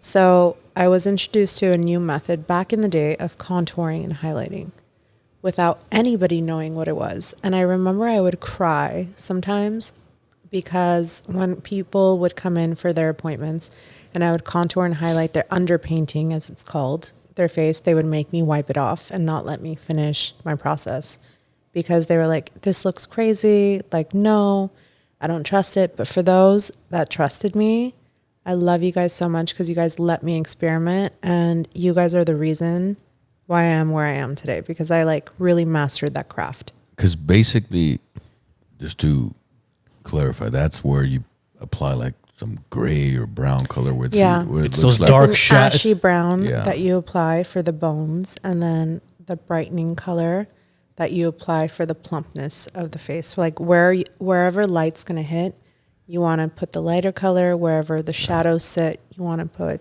that that's ashy what I tone. do before every episode. I That's why I I'm figured familiar that's with why it, your yeah. face looks so flawless. Yes, exactly. Yeah, because when you look at that, literally when that process was being shown on social medias and these makeup artists were doing it, it literally looks like it's changing the face completely. You change the bone structure. Yeah, I mean, now in today's society, you look on social media, a lot of people look like they look like a different person. And then when they wipe the makeup off, and you're just like, holy shit. Like, That's the beauty. Makeup is art. but I mean, look, again, not to skew away from the topic, but do you not think that's I don't False know. I don't- advertisement. Do you not think your beard's false advertisement? the beard is natural. The beard is growing in. Depending on what products you're using. I'm not using any products. No, makeup could be natural. No, the reason why I say it is because you're changing. But you're is it physically natural to cut it and trim it like the angles that you do? not necessarily. You shape it to give you the look you To want. give you right? Yeah. a jawline that you don't have. Exactly. Jeez, why would you do that? You set yourself up for that one. Joe, you want to We- Joe, we you do- want to we hit do that? You want to have hit it, that Joe. blue button right Joe, there? hit that blue button, please. This Joe, side, you're this side. awfully quiet tonight, bro. Hey, you guys have it going on really well, man. I like what I'm hearing. Just hit that blue button for me. Never mind. What's the blue button? The other Apparently, blue, it's not working. Blue button's dead. the green blue. No, it's not working. Oh, raise the volume. All right, now. No, now hit the other green one. There you go. There you There you go. That's the one we wanted. Yeah, we're so We have stuff like this too. Yeah, we I do. saw where you were going with that one. I let you speak a little bit, I'm not going to say anything. and then I had to take 2 steps forward. I'm not going to say anything because I look at it as false advertising. I look at it as creating something that's not there. And again, by all means, you want I to understand contour what your you're saying. you want to contour your face. You want to turn it into something that is not really there. When you wipe that off, you'll see who is really there. And again, I'm not saying it as in that person, whoever it is not beautiful. That person is not. But it's creating something that's not really there. And again, it's art. You're absolutely right. You're absolutely right. But you see what's happening today in society, the thinning of the nose, the cheekbones, the jawline. I've even seen the titty contouring where they literally do the contouring on the tits. Wait, what what's is a titty She contour? see, she laughed. She knows. She knows. They do that. Do they not do it? Something that What's exists. Don't roll your eyes. They basically they Makeup on contour the the tits? chest. Yes. You can What contour is- your entire body. You can contour the hell? Like to give your it stomach that, too. that V. You know, Biden might need that contour bullshit. The other day, his neck Another was two topic we different can't colors. talk about, just so you My know. bad. That was just me. That fool needs some crazy makeup artist right there. Hrush, Ucharke. Chemone. Monto. Monto time. You see, Hrush, when you get attorneys involved, we get all Monto. We can't even. I don't know why you guys are burning me right now. No one's burning you. So you're No, in the one's burning WiseNuts. you. But again, It's the cigar you're holding incorrectly. I'm not holding it anymore.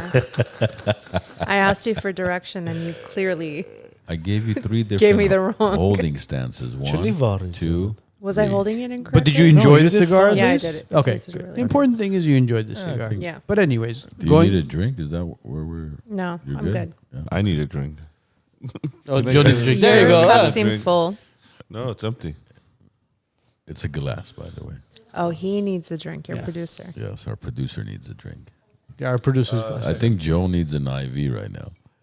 Well, A old-fashioned. whiskey IV, old fashioned IV. Straight from the bar. Is to there his such a veins. thing? An vein- IV? IV? Old fashioned IV? I don't know. No. I don't know. Or there's recoveries from that shit. Because now they call By it. the way, Yeah. IVs can really mess up your veins. Oh yeah, of course. But that's a new fad too, right? All these NAD plus, and I do NAD, but you have to do it with someone that gets the good ingredients. You can't just trust everyone with your health. But are you talking about IVs as in the needle itself, or are you talking about IVs as in the product that goes in you? The product that goes in you is like one story, and then IVs in itself, you really need an experienced professional not to blow up your veins. Oh yeah, of course. That's a different no, story. I yeah. see. The guy that does it, usually I drive by Home Depot. Oh, And, wow. Is he the depending- guy with that pickup I truck? ask $20, and then if he raises, okay. That's how I get mine. I mean, I really NAD. hope you're not getting your NAD for $20. I could hook you up if you want. I'm good. I got a good relationship with the Home Depot guys now. They wash their hands before they do it. Don't worry. They don't wear gloves. They can't find a way. No, with Armon's gloves. into the skin to skin. Yeah, I like- contact. Well, Wow. speaking of gloves, you guys know I enjoy foot massage, right? I hate it when they wear gloves. It's like That's what he meant by the foot to Yeah, skin yeah. to skin. Yes, Skin to I like skin. the skin to skin massage, not with the gloves. I'm being very generous today, bro. You are. You're very intuitive tonight for some reason. Being nice to you. So, anyways, where were we? So she was doing the contouring, and then references came, And then we came to tits, and that's where I stopped remembering. that's where your mind shifted somewhere else. You started thinking about I didn't Biden. know tits for and some- makeup went How together, did bro. tits and Biden come together? I don't understand. No. The tits and makeup is where I was like lost. I didn't know about that. I'm sorry. I'm saying they do the contouring to make it look as What does 100%. contouring mean even? I don't know that. Shape. It enhances shape. Okay. Think of contouring as a bone structure, like the structure of the hard lines of your body, Yeah. the hard lines of your face. When you were young, you used to send girls dick pics. You used to contour it, right? That's what it means. It's the aim.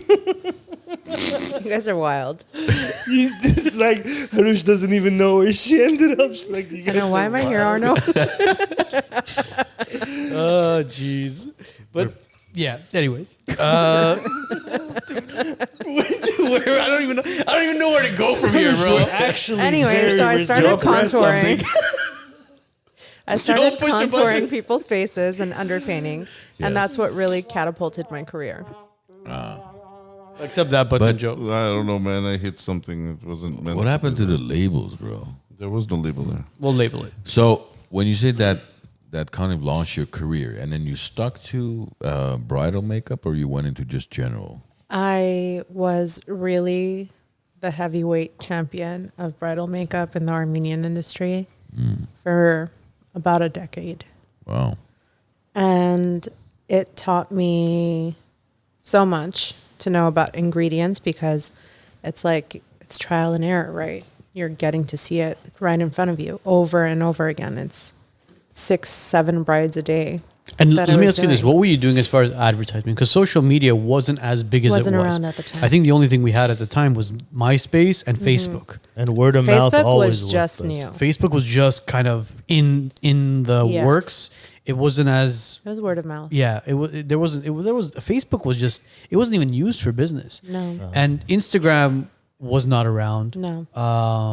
Twitter was there, but it was Twitter was not even Twitter used was for not used for stuff like stuff that. 'Cause like you that. needed, images and It was word of mouth. Yeah. Honestly, it was people seeing the real life result, like face to face, like saying, "Who did your makeup? It looks gorgeous," and I was being referred. So that's why I feel like, till this day, I have such a good connection with my old clients when I first started, because they're the ones that gave me the opportunity to be where I am today. and it allowed you to literally work on their face. Yeah. And the And trial they trusted error. me, and I really respect that, and I honor that every single day. So from the wedding industry and then that from the bridal industry, basically, Mm-hmm. then do you still do bridal makeup or Yeah, you've I do. shifted? I still do bridal You makeup. still do that? I just don't post. I don't post a lot of things. I think like what's interesting today is it didn't happen if you don't have a picture of it or if you haven't posted about it. There's a lot of portions of my life I feel like I keep private, and the type of brides I do now, it's like whether it's like royalty and politicians and so on and so forth, like the daughters of politicians. Did you say royalty? Mm-hmm. They still exist. Yeah, hit up Saudi. Oh Hit yeah, up yeah, Dubai. that. Okay, I was thinking Hit America. up England. Yeah, okay. But what catapulted you into politicians and royalty hiring you Well, for their makeup? So what happened? A cute little app called Instagram popped up. Oh, is that something new or? Yeah, but back then, remember the popular page and all of that? Of course. So I would do this like little pick stitch moment of like the before, the contoured, the slight blending of the contoured, and then the final product. I remember I would like do my little square of like the things, and people really gravitated towards that. And I started gaining following on Instagram because of that. And thank you to every single client that I've ever had that allowed me to take a photo of you barefaced. Because nowadays I feel like people with the filters and all that, nobody would let you take a photo of them just raw like that. Yeah. And that played a very big part of my life today. And when the video feature got introduced to Instagram, and back then there wasn't a filter, nothing, like you couldn't do anything to fool anybody with all of that, except for lighting. I've always understood like lighting is everything. And I would film the entire process of me getting a bride ready. And that's what really I feel like pushed me in the forefront of everything. Because it's like no lies are being told of what I'm doing and how good I am at my craft, which garnered an audience, grabbed the attention of a lot of celebrities. And that's how I got introduced into the celebrity world. And how I got contacted was because of Instagram and social media. Yeah, because social media back then was a completely different type of social media than it is today. Yeah, and I as you agree. mentioned, the filters that you're talking about, now you have estheticians, you have makeup artists who will post a bride or they'll post a client, and an esthetician, being somebody who works on somebody's face to make sure their skin is flawless, has a filter on the client's face and is working on it, and they're saying, oh, look how flawless this looks, look how great this looks. It's like, bitch, take the filter off so we can see what you're doing. But here's something I'm going to hit you with. A lot of people are very afraid to be raw on the internet nowadays. I've even caught myself in moments of like, I do YouTube. Besides I haven't- Snapchat? Well, Snapchat is where my real personality's at. If you guys really want to get to know me, like follow me on Snapchat. You'll see who I really am. I'm a savage. And but YouTube, like You can't use the same filter. You can't use like an Instagram filter or TikTok filter on YouTube. Yeah, you can soften it up a little bit, but like it's sheer craft. Well, that's why there's not a lot of them on YouTube. A majority of them are on our Instagram And TikTok, yeah. and TikTok. But a lot of it is somebody's just really not comfortable with being raw, with being put out there like that anymore. That's why I'm saying I give credit where credit is due to those clients that let me post their raw photos without makeup on.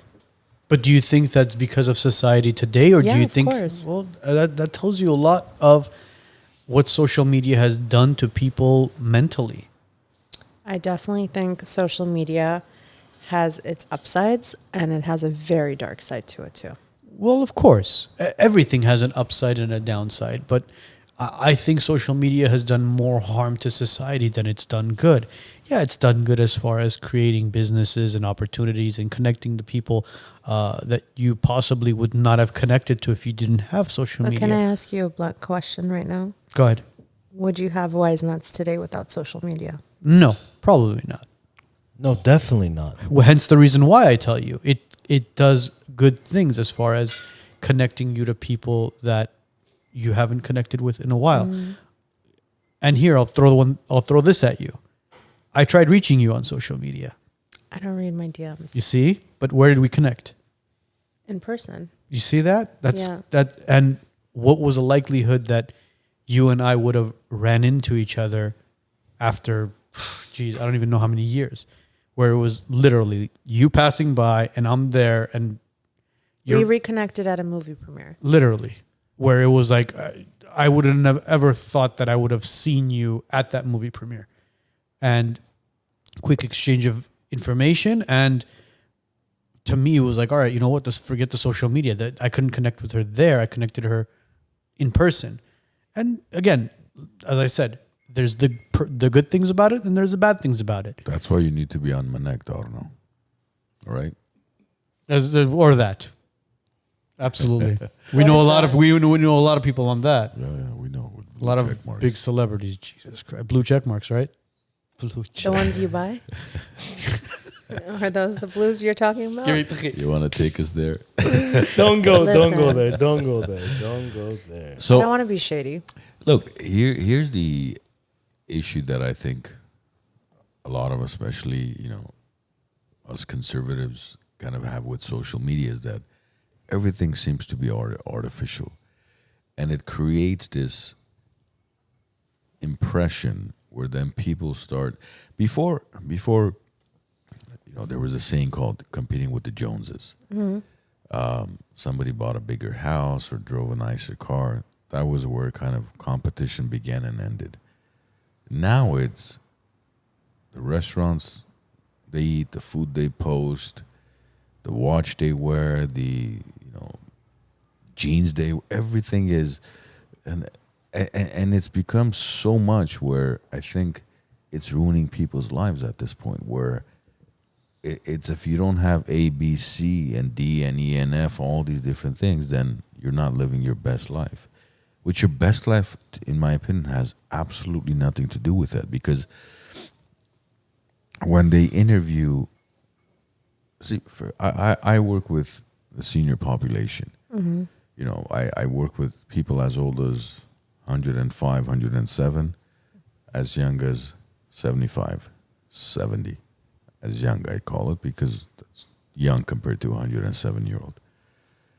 And the only thing that mattered to them and what helped them live that life to get to that, to become a centenarian, is the love and relationships they had in life. And to me, social media is taking all of that away, because now it's all becoming about what are you wearing, what do you have on, what did you eat, how many, crappuccinos did you have? Not a crappuccino. What is it called? Frappuccino, sorry. You know what I can't stand? Matcha.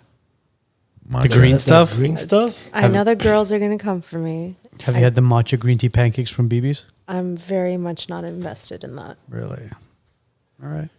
But what do you think about the impact that it's having over, especially the...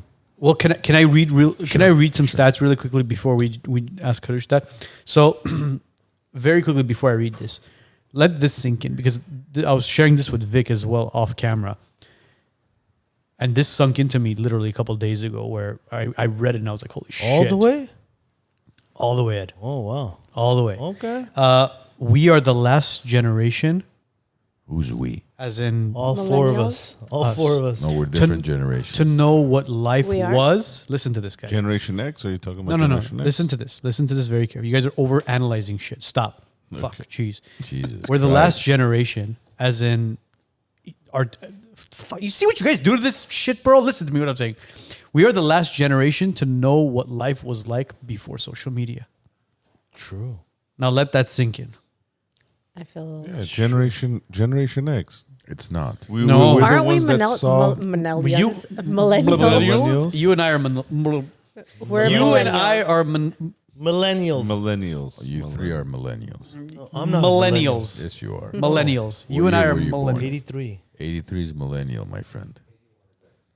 80 is when Shit, I Generation don't feel X like a ended. damn millennial. Joe and I are the last of the Mohicans here as far as Gen X goes. Yeah. I don't Pretty feel much. like a millennial. That's for Yeah, damn you- sure. Well, yeah, I'm you- a But old anyways, soul. as far as millennial, Oh, I'll so. see you. as far as millennials, You're and, really quiet, by the way. I and am today, yeah. He's acting like our old Fort Nut tonight for some reason.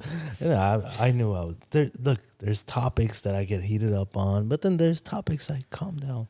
This is one of those days. I think Me and makeup never mix. These two guys, they have to have their it makeup. has before nothing to it do with starts. makeup, though. But anyways, look, as I said, we are the last generation to know what life was like prior to social media. Everybody else is social media is a norm to them now. Yeah. So that being said, as of 2023, there are 4.9 billion people worldwide on social media. That's 60% of the global population. And on average, individuals spend anywhere from 2 to 2.5 hours on social media platforms a day. But you Yeah, know that's what? normal. But you know what's scary though? This is the statistic that's scary. Look, this is according to the National Library of Medicine. Social media use by minors has significantly increased and has been linked to depression and suicidality. Simultaneously, age-adjusted suicide rates have steadily increased over the past decade in the United States, with suicide being the second most common cause of death in youth. Oh shit! Okay, so, and why is that? Because Is it the video games? But can I tell you guys something? Awesome. As a parent, I'm not a parent again. You should not let your child be on social media. I'm sorry. Absolutely right. That's What a do you very think is the unpopular proper opinion. age? of course, Honestly, we 18 agree years with old. that. Yeah. I'm not like when I see young girls following me, it's like, why are you following me? I'm not age appropriate for you. The things that I say, the jokes that I make, I don't think it's age appropriate. Yeah, you can't do anything about it if they do. Follow Well, that's you. very responsible of you for admitting that, because to a lot of people, it doesn't matter if it. Okay, you're You know, 5, like you the can still little follow me. settings that you can put on YouTube, I never make it available for a younger audience. Oh, so you put adult content, which is the right thing to And do. it's like makeup tutorials. Yeah, but it's the right thing to do. Of course, it's the responsible thing to do.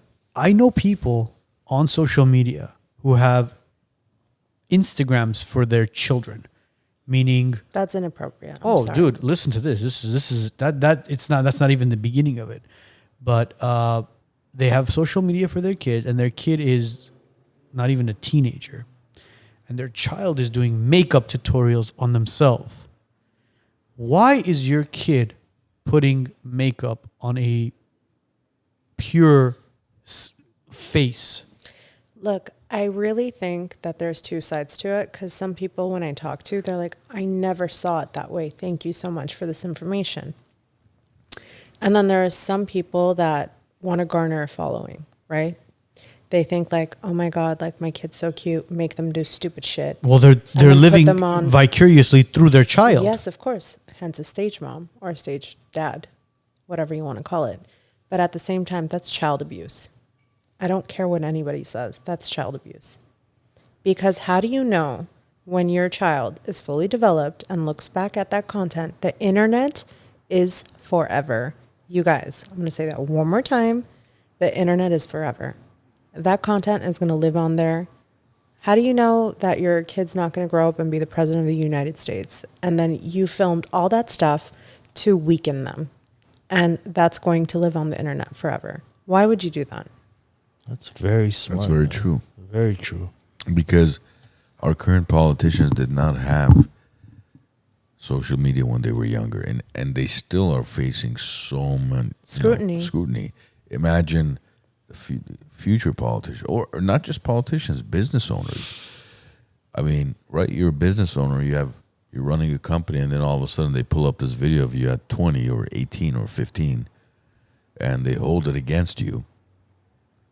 And knowing laws are always working against. It takes one photo of you not even taking it, somebody taking it, posting it on any sort of social media platform, tagging you in it, and that's it. That's it. That photo. That's why so many people are so cautious of what they're doing, what they're saying, is because this damn thing right here has become paparazzi for Joe Schmo. But how about not even that? There's AI now. Oh, well, AI is a different story in its own.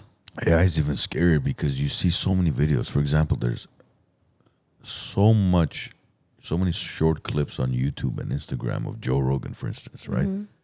The number one podcaster out there, where it's not his actual voice or his narrative. It's AI that's taken his voice and it's put on this new product where supposedly he's promoting it, or he's sharing a story. You have no idea if it's actually him or it's AI. Yeah. That's scary. There's a lot of the where they take like singers' voices and they create fake songs too. Well, we've actually experienced that on our show where Armand actually brought in samples. Wow. He literally brought in samples, and it was in Armenian, where it was Wow. Yeah. For a whole nother language. Yeah, you tell it what you want. I'm so sorry, Yeah. guys. Will you guys excuse me for like 2 minutes? Of You course. guys continue talking. Yeah, where it pretty much created the whole music.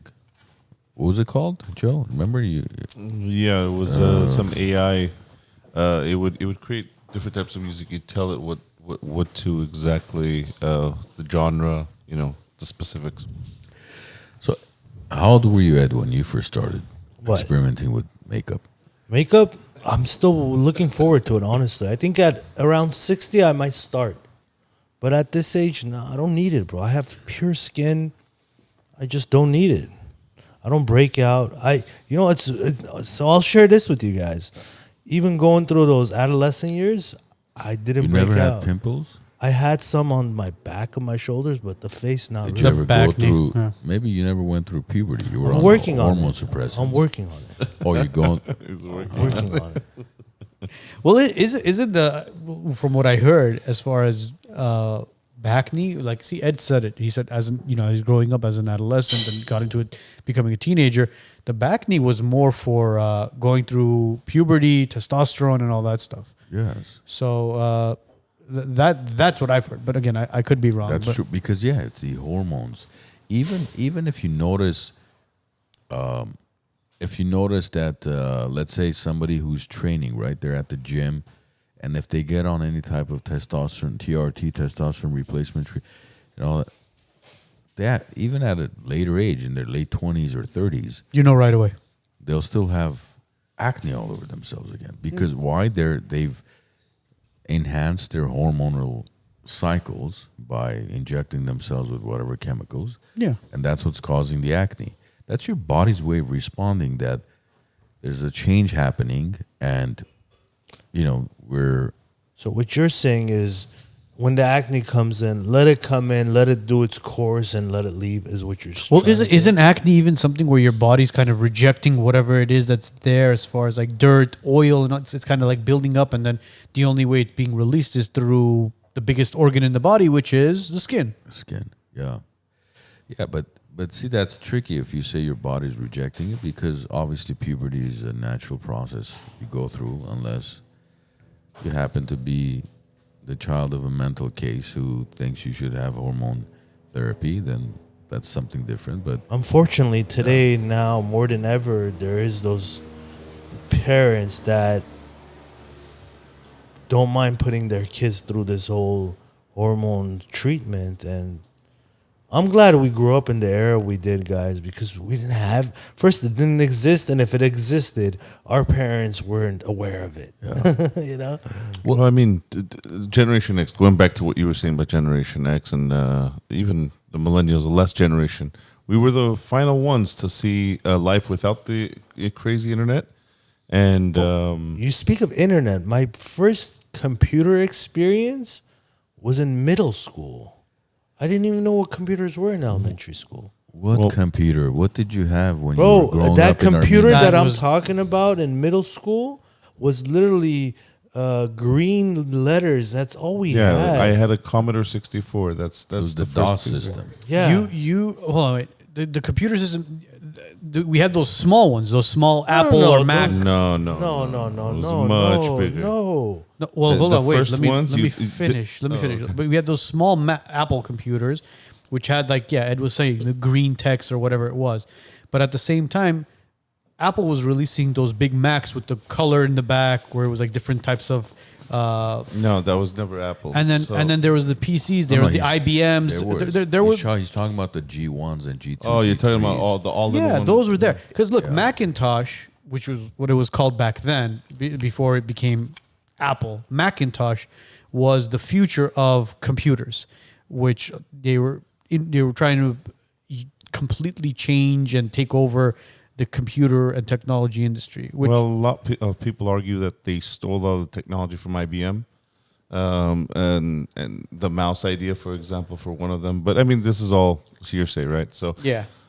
but the Commodore 64s were the ones that were actually without any operating system. That use a floppy disk to go in. So anyway, interesting. That's where the Snake game came out of. Remember that? Yeah, I remember this thing. Crazy. I remember the Snake game on a Nokia phone. Yeah. Well, That's what I See, remember. That's a lot later. You're a different that was way generation. later. See, you're a different Yeah. Not just generation, but that year difference makes a big difference because so much changed Yeah. around that time. Bro, remember arcades used to be a big deal. Remember We grew up Razors? playing in arcades, and they don't exist today. They still, of course, they do. Arcades? No, I'm talking about arcades where you go with the quarters and play. Well, it's not a quarter it's anymore. not- It's a card you fill up. I get it, but it's not the same arcades, bro. Yeah, those are We grew up in a different arcade when it was open till 2 a.m. and Well, there was, yeah, we grew up with the Street Fighters, Mortal Kombats, Yeah, and those Ataris things. and all that stuff. It's different. It's different. Look, video games in general have changed as well. You look at some of the kids, like when we were playing GoldenEye and Sonic and Super Mario. The kids nowadays, they're being paid to play online gaming now. Punch Out. I remember playing Punch Out, bro. That's the worst I mean, graphics of today. You guys, there was somebody that worked for me that would get paid. She was really good at playing video games. Well, what is that thing called? Something with an S. What is it called? What is it called? Stream. Stream? Was it Stream? Stitch? Something. Oh, yeah. Yeah. She Okay. started making. I was paying her very On well. Stitch. first of all. Twitch. Twitch. Twitch. She started making so much money, and she was like one of the best assistants I've ever had in my life. Well, we had Andre, who was on our podcast again. I don't even remember how long ago it was, but Andre is a professional gamer, Oh yeah. and Yeah. Andre Yeah. was getting paid 6 figures He to play video games. Wasn't it that was part of EA Sports? No. Yeah, and he was Or part of this the team Houston. I don't know what they were called, but it was a league. But isn't it so sad for people? What does that tell you? That they're so lonely? That they need to watch somebody that's play a what, video game? that's what society has changed. Hirshan. That's what it's become. See, like I've seen my nephews and my nieces where they'll sit down and they'll watch a kid play a video game as if it's a basketball game. But Yeah. does it make sense to us? Like, are we wrong because it doesn't make sense to us? Maybe But- it's like two different But it's shifting viewpoints. now. It's starting to shift. If you notice, there's a lot of the younger generation now is starting to consider blue collar careers, They are. becoming plumbers and electricians. And Listen, plumbers make a lot of money. of course they compared do. to- Who's? look, I mean, look at it this way: you go to medical school for 8, 12, 15 years, depending on the specialty, right? Between the medical school and then residency and then fellowship. Now you have $500,000 in debt. By the time you pay that off, you're already 60 years old. You can become a plumber in a matter of a year or two, and your pay can be equivalent to what a new doctor makes. Yeah, but you got to understand that what's the demand for plumbers? It's It's very going to be high. No. It's As gonna far be as higher. as far as the career is concerned, I'm not talking about the actual work itself. How many people are in demand for becoming a plumber Much You higher. mean demand or desire? To or become? desire? I'm sorry. Yeah. Well, no, that's what I'm saying. It's shifting because a lot of things in medicine can change with AI. Because here's what's going to happen. For example, you're a radiologist, right? You went to school for 12 years to become a radiologist. You're reading scans. Your ability to read that scan and write a report is based on your experience and your schooling, your education, to determine, okay, what I see there is a fracture, what I see there is a tumor, what I see there is X, Y, and Z. Now imagine an AI has the world's doctors, all the results of all the doctors in the world, which The could be knowledge that's tens and undefeated. hundreds and if not billions of images. And that AI is going to scan through those billion images within a second and determine that's a ABC type of tumor. You don't Can I think ask that you a technology question, is though? there though? Of course it is. But what I'm saying is, and that's why It is that for technology example, is there. But can I ask you a question? of course, Would you want your image to be read by one doctor or that AI? the AI. Me too. Yeah, because and if you look at cancer treatments, right, over the years, cancer treatment and cancer diagnosis has become that over the years. There's a handful of labs out there where the City of Hopes of the world and the John Hopkins and these guys developed basically, for instance, a individual has a tumor on their liver, right? So they send your blood results and your tumor sample, the biopsy, to this lab. The lab compares it to 1,000, 100,000, however many of that same type of tumor that they have. And then they determine based on the tumor and your blood type, what type of chemotherapy is going to be the most effective for you. Now, AI is going to take that to a whole different level because instead of 10,000 samples, AI can actually calculate and diagnose millions of billions, unlimited amount of results because there's no limit to what calculation an AI can do. And not only that, I think the timing of your results will change as well. It's going to be everything's going to become instantaneous at that point. Instead of you waiting for results to come in, sitting on pins and needles, again, God forbid, anybody that needs a biopsy, for example, it's sent to the labs and they got to, figure out what it is 2 weeks. exactly. Exactly. And you're sitting on your ass for 2 weeks, pins and needles, waiting for You're results. thinking you're dying. That's the But all of a That's the sudden, worst. Like when you get to your own head and become a Google doctor. oh yeah. and WebMD. I think WebMD has ruined more lives than It's probably It's killed like- more people yeah, than it's it's like, helped. I have pain or my lower left abdominal area. Let me WebMD. But it. listen, I'm going to be devil's advocate with that Sure. one. No doctor can tell you how you feel better than yourself. Absolutely, yeah. Of course not. Like if you feel certain things, like no one should stand there and be like, you're not feeling that, you're over exaggerating. I feel like we have senses for a reason. Like we can smell, feel, hear, see things for a reason. And I'm not saying be like one of those extreme people. I know there's a name for that. Hypochondriacs? Yeah. What is it? Hypochondriacs. Hypochondriac. I'm not saying be Millennial. that. I'm not saying be that, but I'm saying like know your body better than anything else. Of course, this goes back to what we were talking about as far as on social media.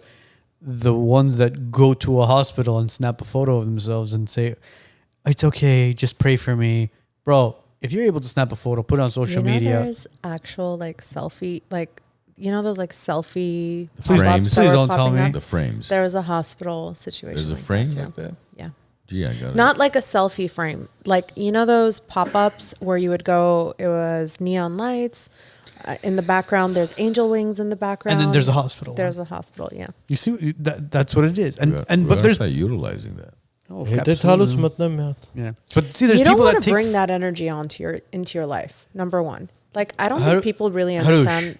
Like, no, don't people get don't me into understand. energy right now. They don't Like, understand do not that. bring disaster into your life on purpose. You listen. You said hypochondriac, right? Yeah. There are people that live and literally thrive off of shit like that. They enjoy negative energy not only on people around them. But they live in such a low frequency. Do you think they know that? That's a dark place to be. I Where think they feel it.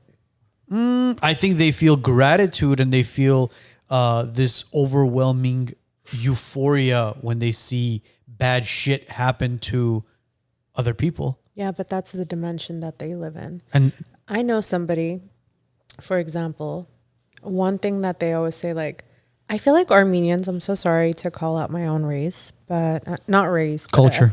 ethnicity, culture, whatever it may be. Some of the phrases that we use, words or spells, like koranam, yes, cancel, cancel.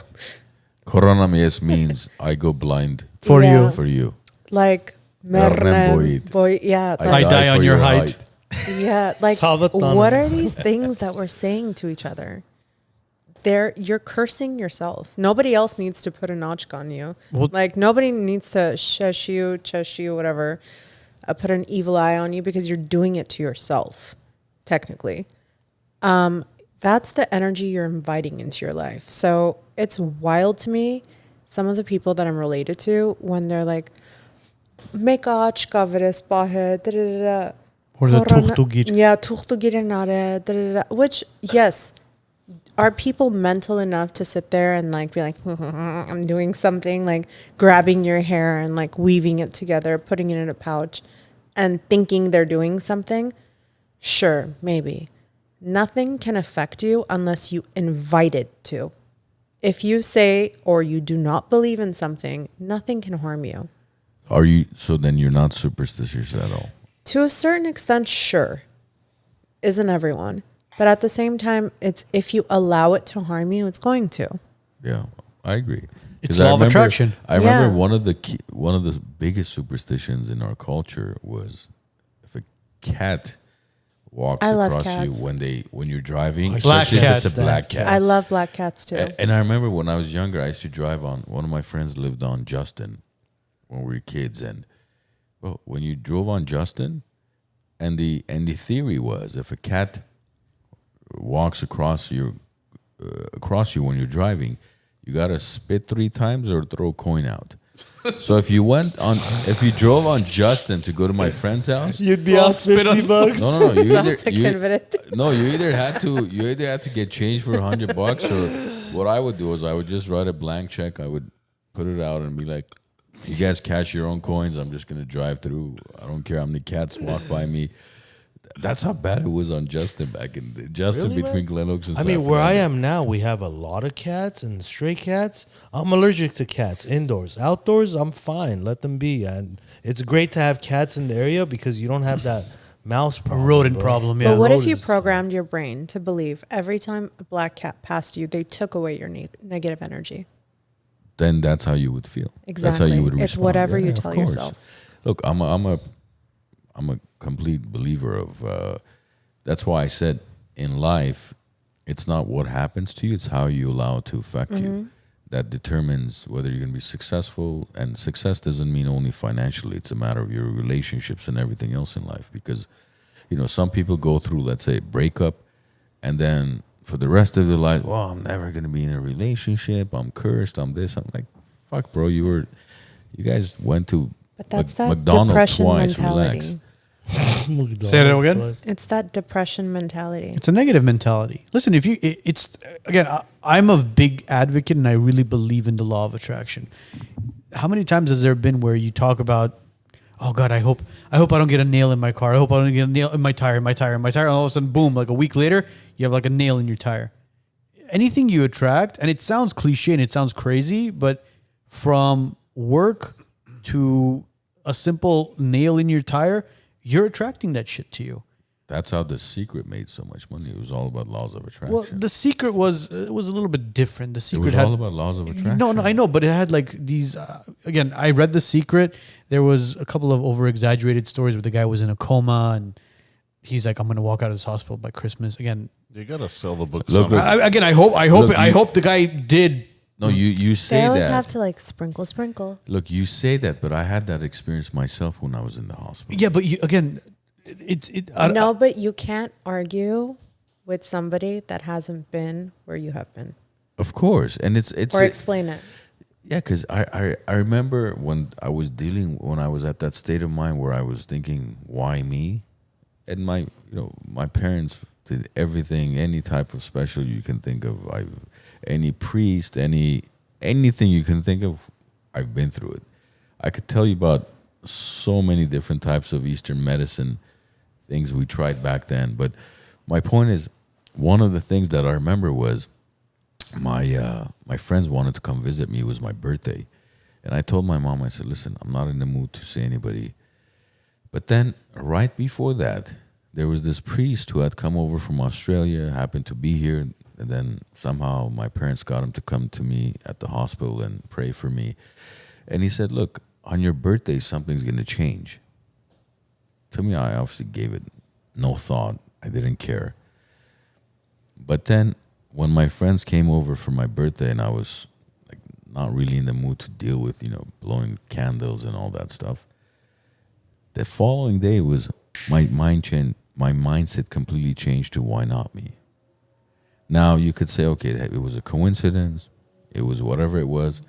But that's how people have those stories, is because I could run with that story and I could write a book about it. Was anything said to you that kind of changed your mood or changed your mindset?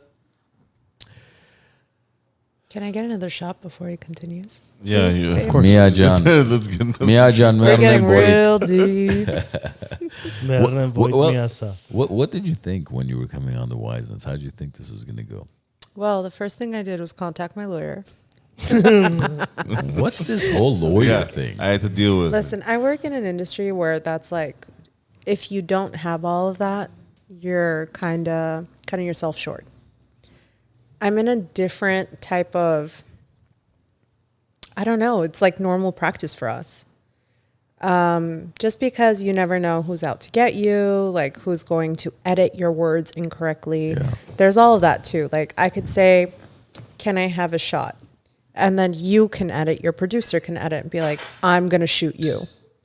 I never said I'm going to shoot you. Okay, come on. Let's. Pew, pew. Joe's not that tall. Joe doesn't even like guns. He doesn't know. I What I'm hate just them. giving, I'm sorry to personally attack you. I'm just giving you an example. So, No, you I'm curious now. If you're doing makeup on somebody of high caliber, celebrity status, whatever, like you guys have to have contracts in place Yeah, of where, course.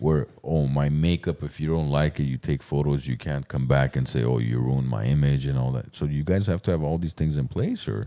I mean, not that extreme, but yeah. Really? Wow. Yeah. 'Cause when we- Everything is contracted. Everything. Because when you and I had a conversation, I said, No one believes anyone in this industry, which rightfully so, to be honest. The stuff I've seen in my lifetime, honestly, like I had so much hope in humanity before I started, and like where my hope is today, it's like, wow, all of you but guys. I are feel like pieces of shit. something traumatic might have Shit. happened. Something dramatic might have happened that changed your viewpoint then. Yeah. And what's that? I mean, elaborate on that. 'Cause I've it's seen always- a lot. That's all. I was lucky enough to be behind the scenes of a lot of things where I didn't have to face the consequences of things, like where it happened. I'm so sorry it happened to these people, but I got to see what happened and how it happened. And my dad has always told me this like one statement that's always stuck to me. Smart people learn off the mistakes of other people. Stupid people learn off the mistakes of themselves. Yeah. And let's say if like you screwed with somebody, right? I'm not even close to that person. Hell, I might not even like them, but I'm going to be wary of you because I saw you do that to that person. Who am I to be exempt to that shady behavior? I get it. Especially like with your industry and knowing whoever that is that you know and the connections you've made, your name is not a household name. No, it's not. And picture this now. You would have to know the industry to know who I am. Yeah. And it kind of goes back to what my pops was telling me when I got into my industry. He said, look, he goes, there aren't a lot of people in your industry with your name. So whatever you're Podcasting doing, or real estate? real estate. He said there aren't a lot of, not even podcasting even, but he goes, there aren't a lot of people with your name in your industry. Make sure whatever you're doing, you do it right, you do it honestly. And I get what you're saying. I thought you were saying something else. yeah, and you make sure you leave an experience where when somebody mentions you and says, you know, Arno did an amazing job helping us, the name isn't tarnished. Your name is is not a common name. Hrush is not a name that you hear all the time. Shout out to my grandma. There you- Grandma's name? There you go. Is it Hranush? It's Hranush. Or it's Hranush, right? My full name is Hrush Alexandra Achemyan. I just gave you guys Alexandra. My friend's wife's government name is Hranush, and my You're okay with giving us your government name? I'm gonna make you Hranush. guys sign your souls away to me after this. Everyone now. who Where did No. Alexandra come from? I don't know. My dad's dad is Greek, so it's a Greek name, I guess. Okay. So that's your middle name. But in a it sense. was shortened down to Alexis because my mom thought that Hranush Alexandra Achemyan was too long.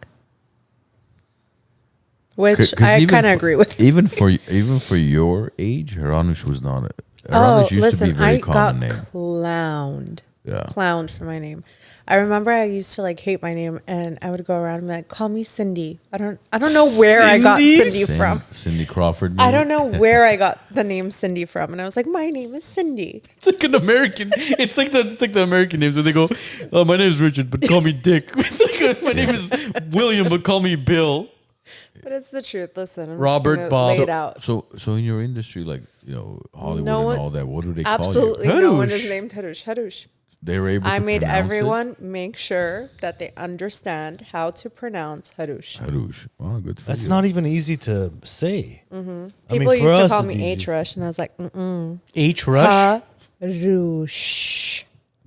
H Rush. H Rush. H Rush sounds like a sports package. It sounds like an Subaru. STD crush.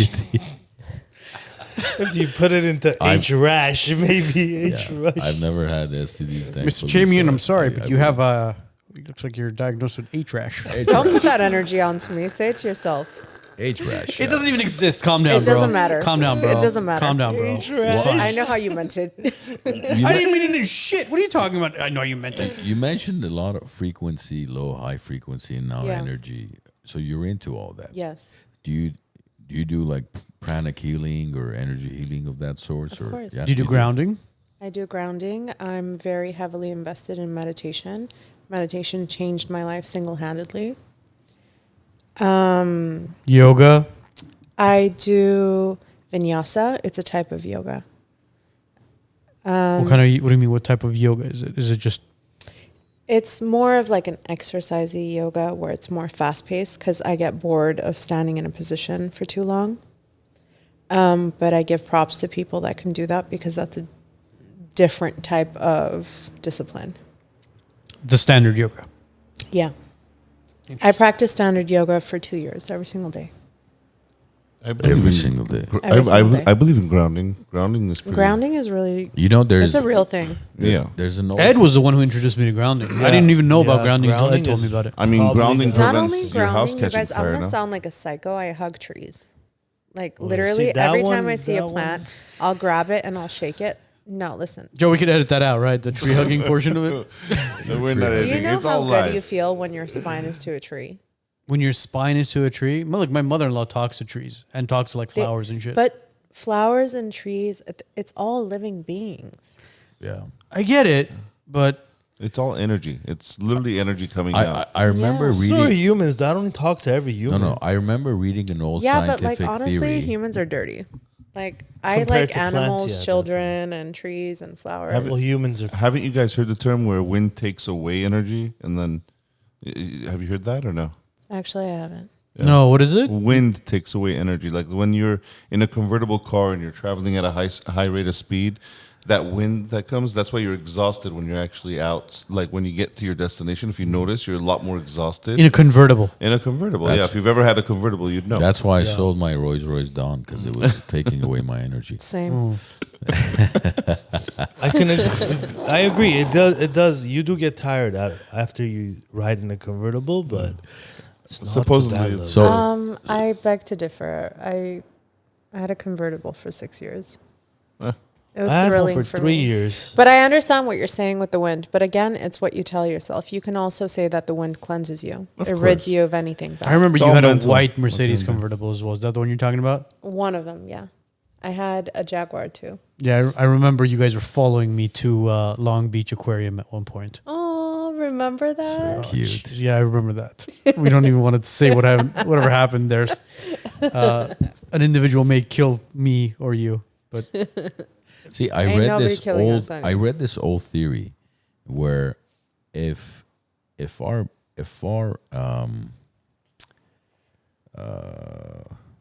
what's it called? Damn. Our or what? Bajijneri Chinos. Cells? Cells. Yeah. Up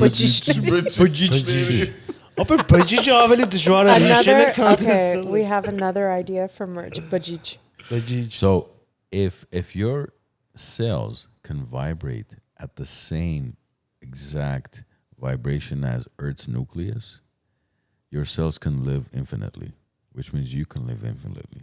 I read this theory a long time ago. So what is the vibration of the Earth's nucleus?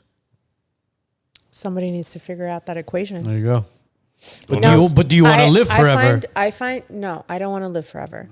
But I find truth in what he's saying because I remember after having septic shock, I went to Indonesia for quite some time. And I met monks, like serious monks, not like people here that are doing it for a fad. Like this Yeah. is like they were born groomed. I will say they were groomed for that. And that's all they know.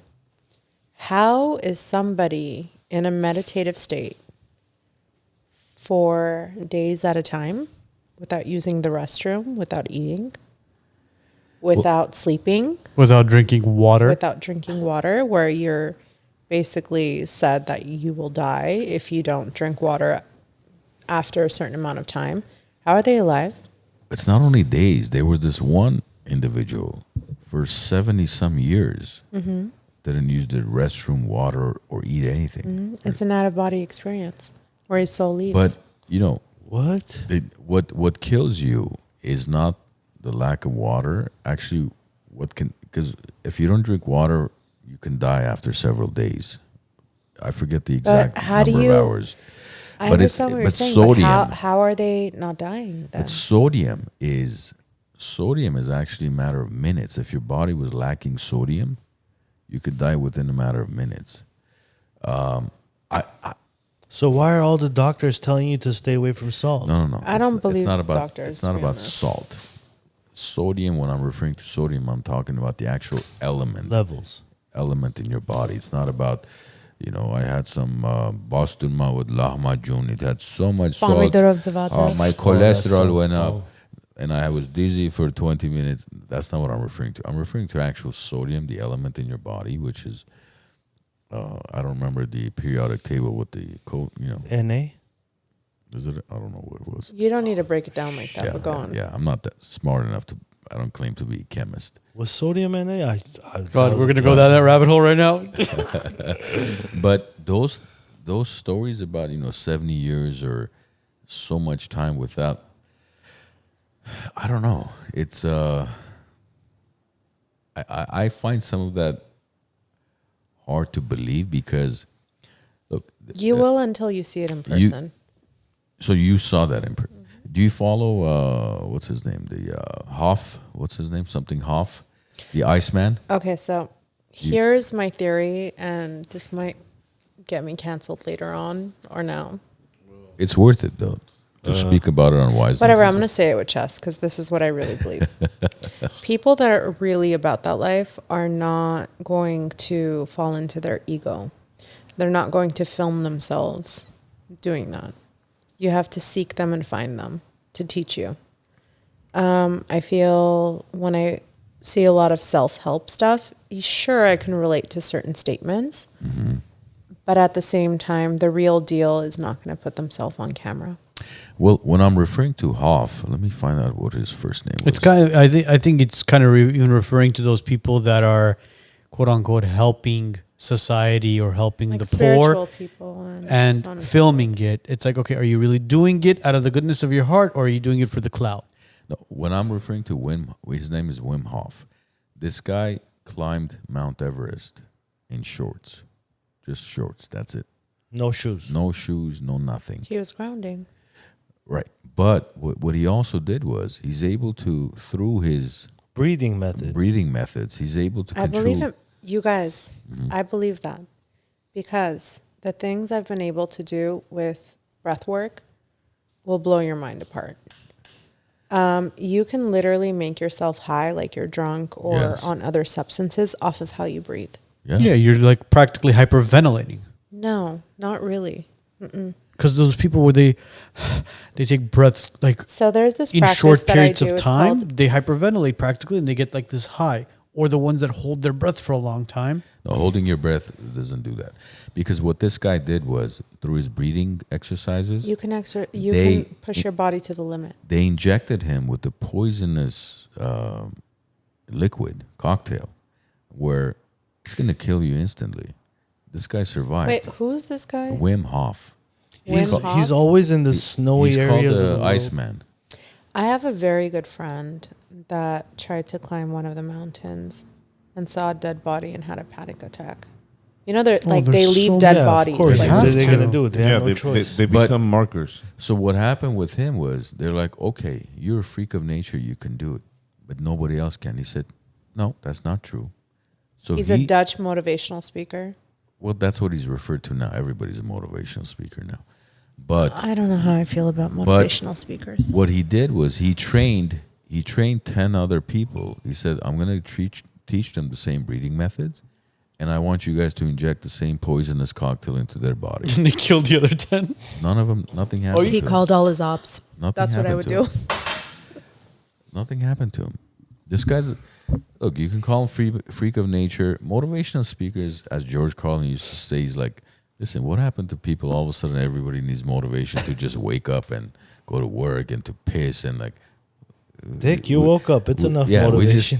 we need motivation now. All of a sudden, everybody needs a Tony Robbins every day to be able to function. How do you guys feel about Tony Robbins?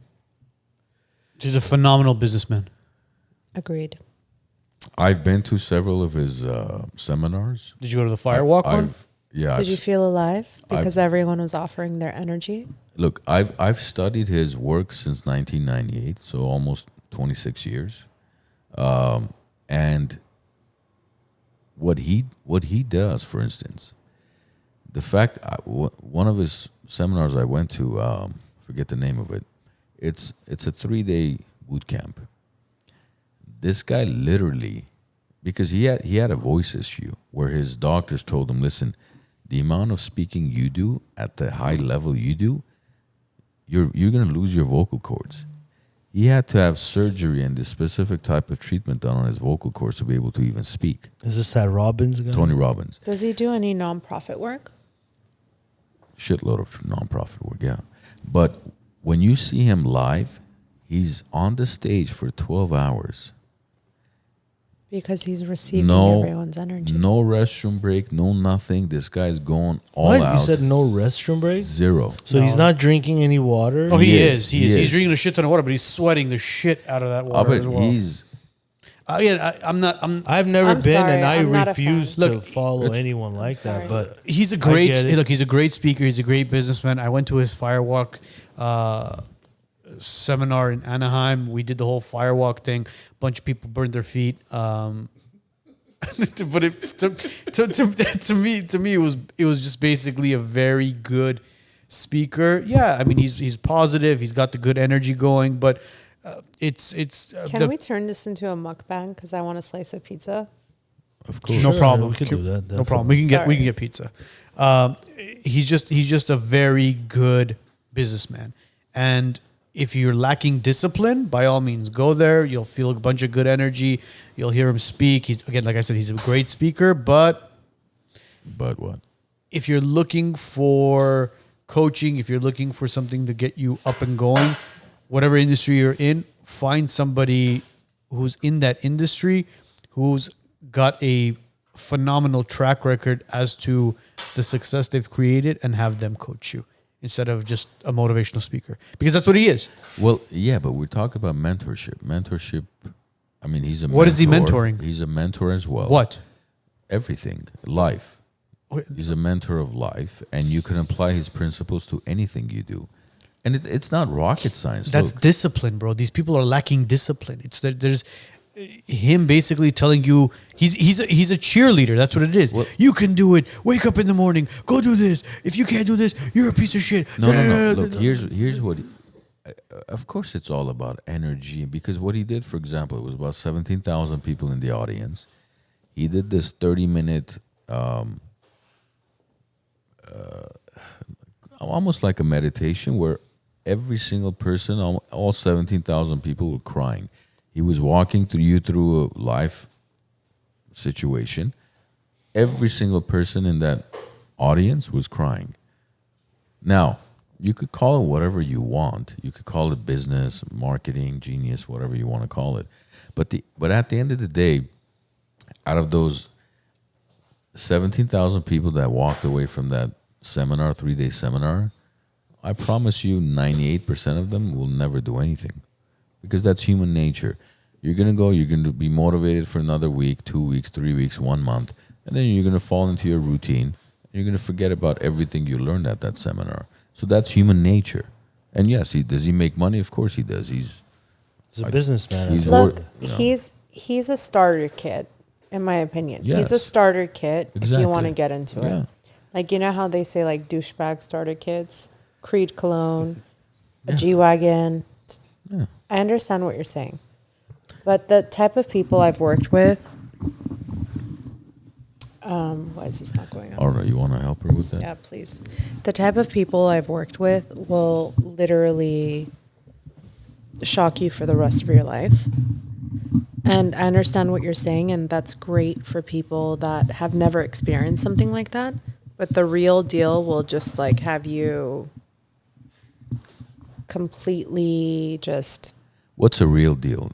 Explain what a real deal is. When you see movement in person, things that are supernatural and things that go against the element of what you're programmed to believe. Okay. Like if can someone give an comes to you, for example example, of that? Uh-huh. just a random example. If someone comes and holds your hand and says, when you were 5 years old, you used to lock yourself in a closet and cry and pray and say, when I grow up, I'm not going to be XYZ, right? Mm-hmm. Would you not be moved by that person versus a Tony Robinson? Robbins. Whatever his name Tony is. Robbins. And how I'm did not that? going to be the only one that's eating, first of all. Yeah, seriously. First of all, Yeah, I'm the not going to best give you guys pizza free here. content like that. No, we're all eating. Backstage is eating. Backstage is eating. Can I get some pizza? Can we have like 2 more slices? Let's make this into a mukbang. Come on. Those get more reviews than we'll this. take it. What's a mukbang? I don't know. You don't know what a mukbang See, is? I'm No, not they a- got it. I'm not a Hrush, there's millennial. one. I know Monto. I know other things, but Okay, so it's mukbang. like people that like eat on, okay, like on camera, for example.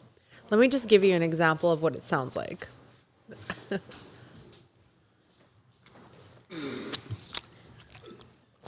That's a mukbang. I hear There we it's go. We got a whole popular, pie yeah. now. There we go. We got a whole pie. Thank you, Zara. Thank you, buddy. It's like a whole thing. I don't know if it's a sexual fetish. I can't I don't stand know that what it shit. is. I Hella can't good. stand that shit. Same Get here. a It thing. That shit looks good. I want I'll a get it. piece. I'll get it. I'll get it. You see those. You see those. Well, it's really Hold popular on, on hold TikTok. on, hold on. There you go. God. You guys have no idea what you're doing to my brain right now. ASMR. I can't. No, I can't. You know what? You know what? Look, the reason why I say it is because there's these people on Instagram, on YouTube that eat, and they put those fucking mics on their shirt, and they're eating something to do a food review, and as they're eating, they're Bro, I could show you videos of. There's YouTube Where's videos my of pizza, bro? Where's people- my people that are pizza? gonna be listening to this on Spotify, Apple Podcast, and all these. You're going to have the highest views you've ever had. I could play a video. There's videos on YouTube where they're feeding the dog like liver and all that stuff, and the mic is right there on the table, bro.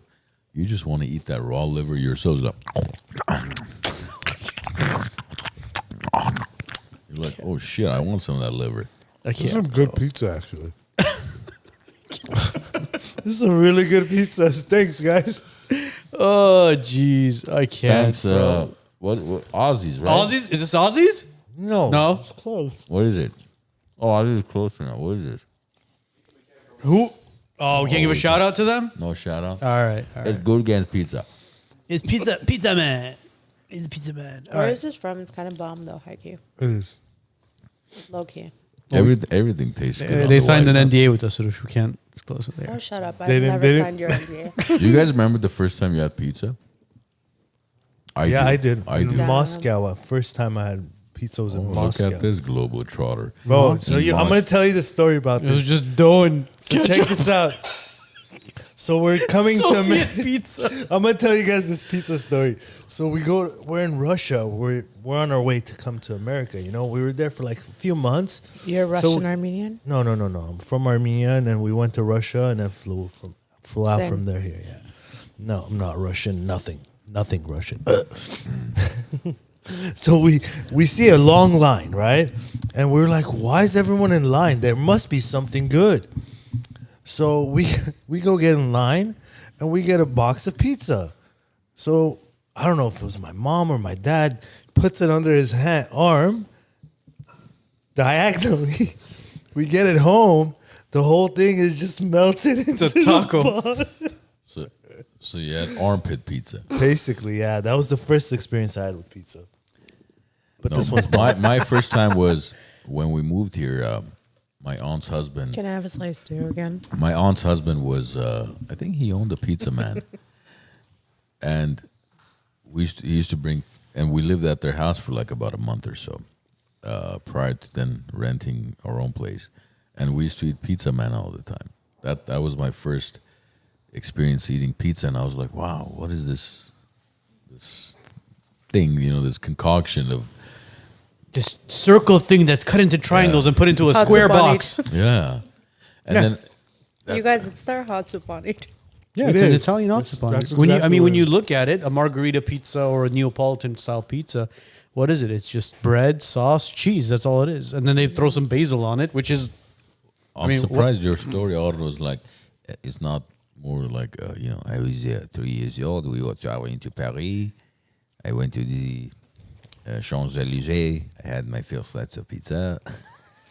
That's not your story? well, pizza's from Italy. It's not from France. I know it's not. But that's why your story would have been more unique. I don't know. I mean, the French eat a different type of cuisine than the Italians do. Italians are Listen. pasta, pizza. I love Paris. I love the fashions. I love it all. I Pero. can't stand the food. Oh, Can you stand the culture in Paris now? No, they're rude. There you go. see, I didn't experience rudeness, but I don't care for Paris. I think it's the most My uncle lives in overrated like south city. of France, and Where? Nice? Nice. Yeah. Yeah. nice. How do I say it in a polite way? In a Spanish accent. Go The ahead. food is shit. Though. I swear they're like, oh, the French created all the modern cuisine. Isn't French food like small garbage on a giant plate with some No, it's not shit about drizzled that. around it? It's all butter, and Escargot, frog legs. I've Escargot is liver, isn't it? Frog liver or something? No, No. escargot is Snail. Oh, Snails. snails. Which one was the one that? Frogois? Is that Frogois? Frogois was the bro, liver. I yeah. had foie gras in Paris. I had frog legs. I had escargot. I swear, the foie gras was like they took it out of a can. It was like You had spam. canned food? It was like spam. I'm like, bro, this is It not. probably is. I'm like, this is not foie gras. And they're like, it's so nice. Dude, no one beats LA food, bro. Nobody beats LA. No, food. Armenia. I love come eating on in now. Armenia. Armenia, Bro, there's great places to eat. really? Yeah, I mean, The look, I food's don't go out bomb. here. I a always lot. lose weight when I'm in Armenia. Me too. I eat like a pig, and Because I come back, you I'm walk- 10 pounds lighter. You walk. I eight don't walk miles Quality anywhere. of a food, day. bro. It's because the foods don't have all the additives we have here. Exactly. That's what it is. And the food Italians- tasting better here, you're absolutely Italians right. eat pasta all day long. I get it, but their water is different. Their flour is different. That's why you get what you get. Bro, are we gonna talk about food? Because I could talk about that till. I know, and I don't want to get into it with food. Nobody this touches was LA great food. pizza. Nobody touches LA food. LA has the best restaurants, man. From the sushi to the steakhouses. I mean, you name it. I mean, I love LA food. Enjoy. I mean, I think we're used to it. I get what you're saying because when I go somewhere long enough, I'm like, oh, I miss LA food. The only place I love We're there, used to the chemicals. the only food I love more than LA is Greece. Oh, there you go. I've never been. I would like Greece. I feel Greece like is, Italy has the best food. You think so? I've been. But to if you go Italy- to a farmer's market in Yeah. Italy and you get all the stuff and you go home and you throw that shit up in the air and you make your stuff and you eat it like that, you'll never have better food. You're Like talking about like the prosciutto, the cheese, the everything, olives. like just even your own. tomatoes, like everything, like every single ingredient that you get from Italy. And I feel like if you make it yourself, Because for me, So my bomb. experience in Greece is I'm sitting on, let's say, there's a restaurant, we're sitting here. The ocean is right there. This old man pulls up in a little, a boat, motorboat, and he's caught the fish in four Greece, fish. undefeated, Mediterranean. Yeah. And he brings those 4 fish. Literally, you're sitting there. You just ordered wine and you haven't ordered fish yet. He pulls up and the guy comes over. He's like, which one of these fish you want? And you're like, that one. How do you want me to cook it? Grilled, fried? Look, grill it. Does it get any fresher than that? No, of course not. No. It's And like here eating, it's they- like eating barbecue off the skewer, bro. It's Yeah. it's the But no. But imagine What? imagine if you actually slaughtered the pig or the cow no, yourself. that I can't do that, bro. This is I'll eat it, but I won't. I have I- guilt. I can't eat it. I remember as a child, I saw, Matach. yeah. Same here. Couldn't do it. Yo, So what not happened? for You guys saw it, years. and then what happens after that? I mean, I've seen it many. No, I couldn't eat the food, bro. Yeah, I couldn't. eat it. I witnessed the matach. Yeah. I saw I them w- killing a chicken. Dude, they hung the sheep, and they slit its throat. It bled, All right, and bro. I'm watching this thing die in front of me, and then they make kashlama, which is it's an Armenian dish, and They gave it everybody's to 7 families. everybody's eating it, and I'm watching this, and I'm just like, holy shit, bro! I just watched this food die in front of me, and now we're eating it. I couldn't do it. I'd rather go to the supermarket, pick up the meat that was shrink wrapped, take it home, Yeah. and Guys, cook for it. the first let time, someone else do the dirty work for you. for the first time after 280 episodes, we're gonna burst Arno's and Hrush's bubble. The steak you have was a cow before. It was a calf. that Yeah, grew but we into a didn't cow. witness their murder. Yeah. So you guys are visible people, like you're visual. Yeah, like I can't go. Look, let me put it to you this way: I can't go hunting, bro, because I can't grasp myself shooting Yeah, an but animal. those are two different things. No, I know. Remember we had Ara Zaid on, Yeah, of course. and we talked to him about hunting, and he's an avid hunter. He bow and arrow hunts, Right. and for him, it's a sport, and he enjoys, taking that elk or deer home, and literally butchering it, cleaning it up, washing it, shrink wrapping it, freezing it, and then enjoying it with the family. I'll enjoy it with your family. I just don't want to see the process of Do you. you know why there's no guilty feeling? I'll tell you why. Because if you kill the whole cow and you just like, hold on, my family likes the ribeye, we're gonna use the ribeye. The rest we're trashing it. That's guilt. Yes, but when you use every part of that animal, you take pleasure out of it. I mean, Joe Rogan. I'll eat you know every he part of does the that. animal, but I don't want to see the process of killing the I- animal and chopping it up. I've never hunted for my Ignorance own is food. bliss. I've never hunted for my own food either, but the only thing I've hunted for is fish. Have you guys thought about like being plant-based? No, No. Have you guys ever tried it? Yes. will not try it. I don't feel well doing it. I feel like there's shit there's doing it. nothing You natural know what about I would it. give to be able to be plant-based though? I get jealous of the only people I probably get jealous of is people that can be plant-based like Don't vegan. be. Why? Don't be. Harush, how about the opposite? Would you be consider going completely Carnivore? carnivore? try it for that's the 3 new weeks. diet. I've That's tried the it new on a fad. Atkin diet. Is that? No, technically- That's very close. That's No, it close, is. but It's it's protein. not. No. Atkins is no. Try to stay away from Atkins. Like So- Atkins is similar. Back in the day when I'm Atkins talking about came what out. Jordan It- Peterson and the daughter did, where it's just basically meat, salt, and water, nothing else. Yes, I have No, friends. I've never I haven't They done do. tried it. that. They do No. egg as well.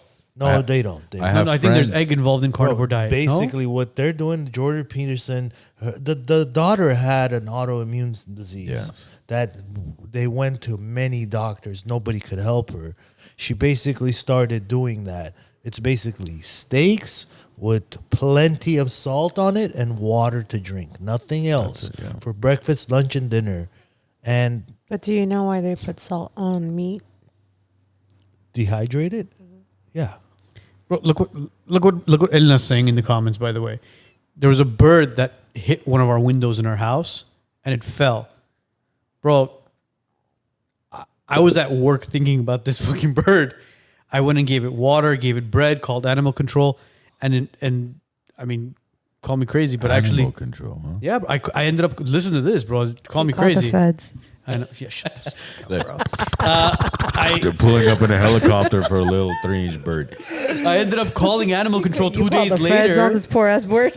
I ended up calling animal control 2 days later to find out if the bird was released into the wild. Really? Ah, bro, I can't, bro. I can't. Yeah, No, I the feel bird. you, I The feel bird you. applied for Section 8. Anki står på mig HSS barn är det kommer angist. No, I'm laughing at it too, but like I feel you to the core of you. I have such a soft spot for animals. Like I love animals. Yeah, you can have. Except raccoons. I'm sorry. Blasphemy! I love raccoons. No, dude. I love raccoons. Why? Someone get me a raccoon, please. Oh, I have plenty of raccoons. No, I'm She'll, dead. she will love. I will. She will love next week's guest.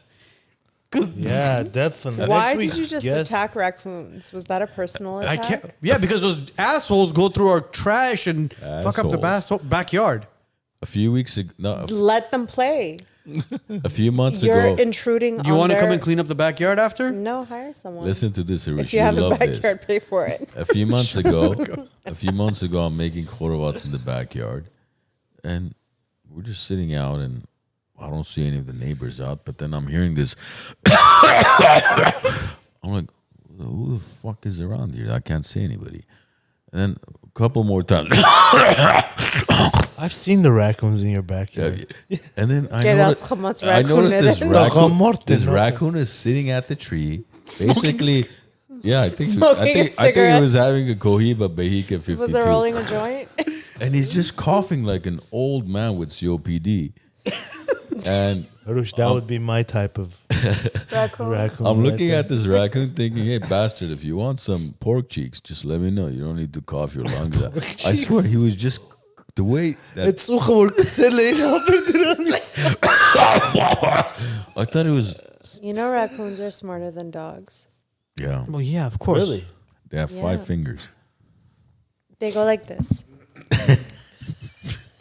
They have 5 fingers, and they go like this. You know who else has 5 fingers? Humans. Ooh. Dude, next week's guest on his IG and on his Snapchat was feeding raccoons daily in his backyard. And those fuckers kept coming back. He started naming them.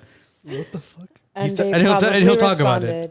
They did because they kept coming back. And he was like, hey, Poochie, this is Poochie. This is the. I Who was is like, this guy can follow? Right after we turn off the cameras, I'll we'll let you know who it is. I don't remember who it is. Don't worry about it. Really? Don't worry about it. Whoever it is owns a raccoon named Poochie.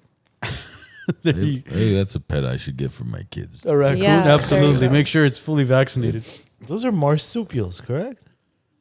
Marsupials. Marsupials? They are, yeah. Look Yeah, at because this they guy. are. Is that the he new word of the stays week? quiet and then throws a fire shot. Isn't aren't the I marsupials? talk more than these two combined on an. Well, marsupials are the kangaroos and stuff like that, aren't they? But kangaroos are. I'm looking at Marsupials Vic. Vic, not- save me, Here, Vic. here, Vic. here. We're gonna Google this thing. Let's see. Yeah, marsupials are the ones that live in like down under. No, Hey, Australia. how do you spell They're called- marsupials? You know, people Marsupials- eat kangaroo meat. Marsupials are the group of mammals commonly thought of as pouched mammals. They yeah, see the give- kangaroos.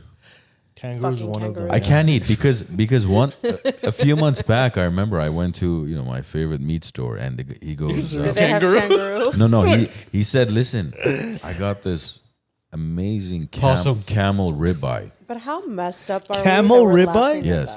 that? Yo, I've heard some great Bro, stories I about brought it. It looked amazing. Camel? Yes, it looked amazing. They're so cute. I They have made long it. lashes. But because I only bought one piece, I knew my wife. Yo, you know the price on camel meat's ridiculous. Camels are expensive. Yeah, because I stole that. I don't know what the price was. You want to share with 'cause us? people give like dowries. You for want to share with camels. us like what kind of pricing is it per pound for camel meat? Can we tell? Can you explain the experience before he gets into the pricing? So I cook this. We're attacking him. I cook this I grill it. I season it. I grill it. I'm like, oh, it looks beautiful.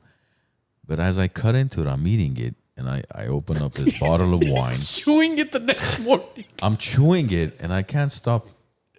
Spitting? You can't stop spitting? I can't stop imagining this camel. And I had a hard time So you enjoying just it. Camel basically meat. went to where they were going with their. Yeah, I couldn't stop thinking like, gee, I'm eating a camel. Is it from Dubai? Is Yeah, it from yeah. Saudi? Did somebody ride this camel? And, no, probably it was did. mentally difficult for me to enjoy it, so I never bought it again. Was it Wow, gamey? that's Was it insane. gamey? Or no? No, it was just uncomfortable for me to eat mentally. It wasn't because it was gamey. And see, this guy was the one busting my balls for basically talking Again, about the goat. energy and what you Or the- talk or the about sheep. and what you perceive things Yeah. of how you take them in. If I didn't know it was camel, I probably would have enjoyed it. Yeah. But because I knew it was camel, I had a hard time enjoying it. Maybe second time around, I should give it a try. I may enjoy it, but the Someone first time should around, surprise you with it. that's. If anybody wants to surprise me with some camel ribeye, How much did your camel cost? I want to say it was like $30-some a pound, if I remember correctly. So nothing No, too it's crazy. not that bad. By the way, Joe, do we have any interesting questions from the audience? I know there's a bunch of people on. By the way, if you're following us on YouTube, thank you. Hit the subscribe button. Twitter, retweet it. If you're on Kick, subscribe. And if you're on Facebook, go ahead and like and follow us on Facebook as well. Do we have any comments from anybody? So Because I know the there's chat was. tons of comments. The chat's blowing up, but what I want to do is I'll run a little a questionnaire. They could just fill it in, and then I'll present it to you guys. Okay. Guys, is there anything else that we've missed before we call it a night? The guy's working on chat. You're calling it a night? Yeah, seriously. Yes. What the hell was that? I got a cue. Oh, you Your got wife it. texted you? Yes. Okay. You got the call? Yes, I got the call. No. Harush is finally so comfortable. She's, just, I had my pizza. That's what it was. that's where you're comfortable. No, when she came in, she literally told us she was hungry, bro. She was Did cool she? with Did you? McDonald's. Yeah. Yeah, I She gave did the say, clues like, like, oh my No, no, no, no, God, no. I I thought McDonald's. as in like literally verbatim, she said she was hungry. But no, I got the McDonald's hint where she was like, I'd literally kill a Big Mac. But it's like I if like you're how you willing to eat phrased that. Big Mac, I haven't had a you Big have- Mac in a long time. Well, if you're willing to eat Big Mac, I'm then watching you're you guys. I'm hungry. watching you guys eat pizza, and I'm just like, What Are you on happened? a You can't diet? eat pizza? no, not right now. What's wrong with you, bro? As much, and you know how much You I need to love live. pizza. And we Live a made little. sounds eating that pizza. Yeah, and Did that's you why I eat was it? like, I was just like watching you guys eat it, and I'm just like, I'm like, why couldn't You have self-discipline. well, that's what I've been doing for the past, call it 3 years now. You need to All start living. clean eating. What are you involved with these days now, just, other than makeup and? A lot of things. Like? Give us a clue. Maybe we need to get into new Give us industries. something without getting us in trouble. Yeah. I love how you're like dangling the mic in front of my face. I'm involved. Well, it's good. He's only dangling the mic. Yeah. I'm not gonna say anything. I'm not gonna say anything. Notice So how yeah, tell quiet- us what's So funny. what's Harish up to these days. I mean, what are you? I'm working. But I'm the doing. mic closer so we can hear you. Does it I calm don't down know again? what's like. I don't know wrong why with this here. mic is giving Harush an issue. It keeps going. It's down an here. impotent mic, guys. It keeps. An impotent mic. It needs the blue pill. There you go. Just grab Anybody it. have a blue pill? Why? You don't. Oh, it's He in doesn't. the car. He doesn't No. need it. Ed, you usually have it in your small pocket. Yeah, no? it's ready to go now. Actually, Yeah. All right, what are you involved in today? What are you doing now besides bridal makeup? I'm still doing makeup. I'm working on a lot of things. And I'm just living my best life, to be honest. I feel like before everything was just career driven. And now I have a 50-50 balance of like my personal life and then my career. And we've noticed, obviously, your personal life has been kind of separated from your Instagram. Yeah. As far as there's a big question a lot of people have been asking: is Hrush single? Is she taken? Can you elaborate on that a little bit? I guess you'll never know. We'll never know. There you go, people. Where's our exclusive you were talking about, Hrush? Because there were pictures of you with Nautic mitts. Okay, so I was going to give you guys an exclusive, but I don't know if you guys can play it. Oh. As far it's a music or What do you have it on? It's on my phone. it's copywritten. No, you guys can play it. You'll be the first one that plays it. Do we? Can Are you? you telling me you're in a new Are we industry allowed- no one else knows about? I don't have an. I don't have an. Do we have a aux cable or Bluetooth, bro. What else? Bluetooth? We have Bluetooth connection. Yeah, connected to the Bluetooth. You okay with it?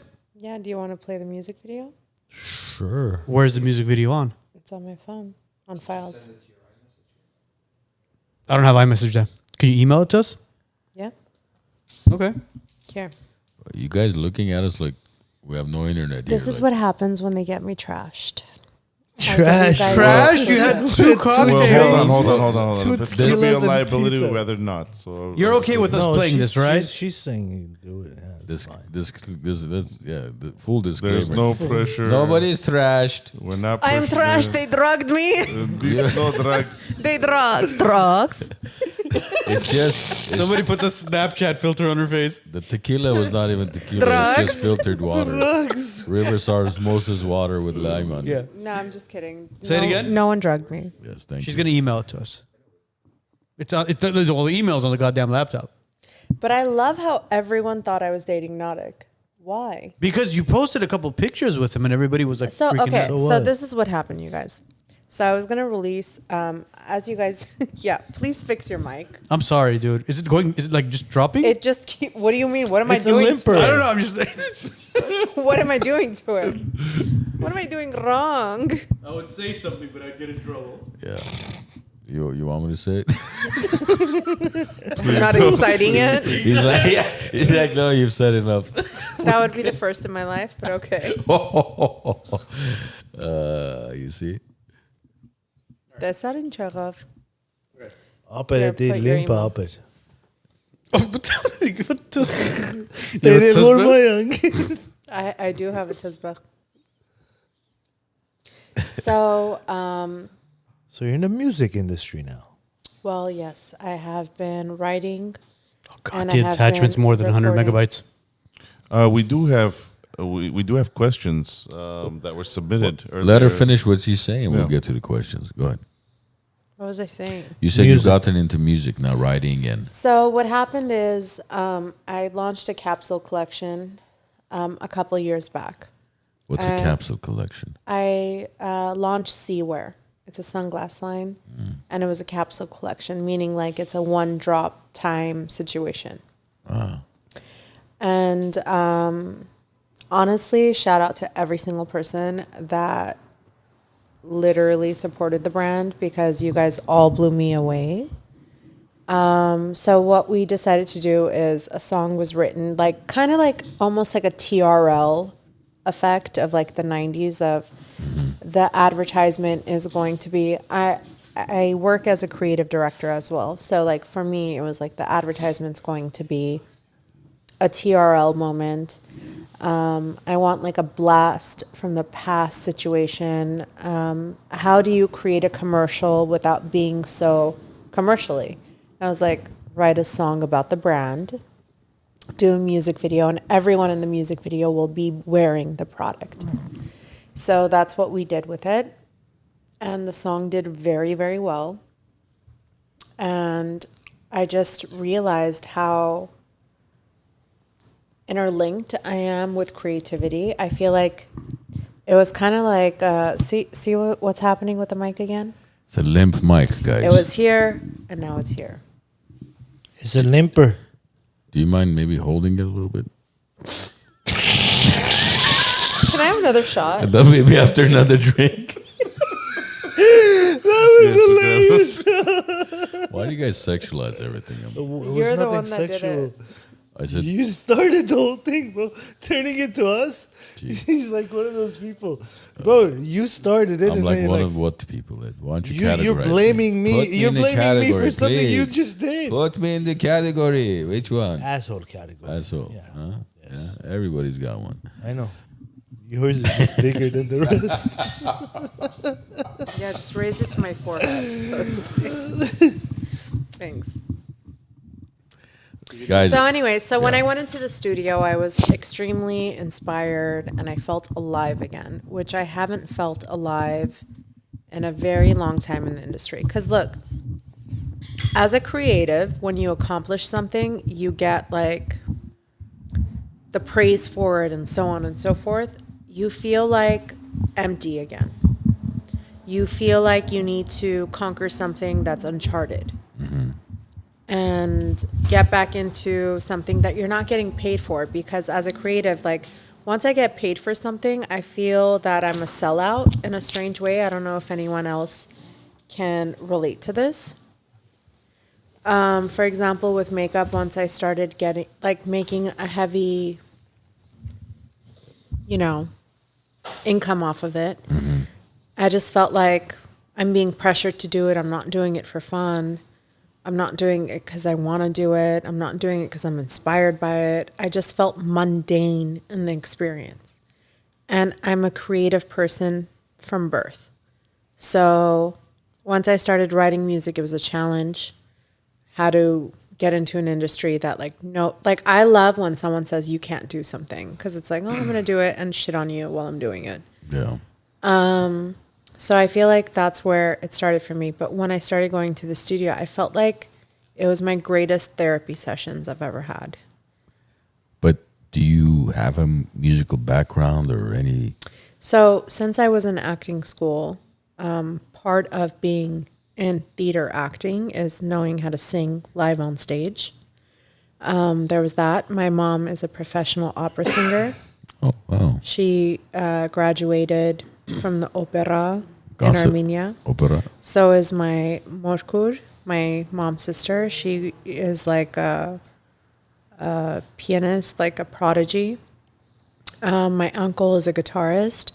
My grandpa played the drums. So my entire family was born in music. I was raised in music and I would dance, right? Oh, okay. So I think it was like an interesting introspect for me, because it was like taking a step back to write things.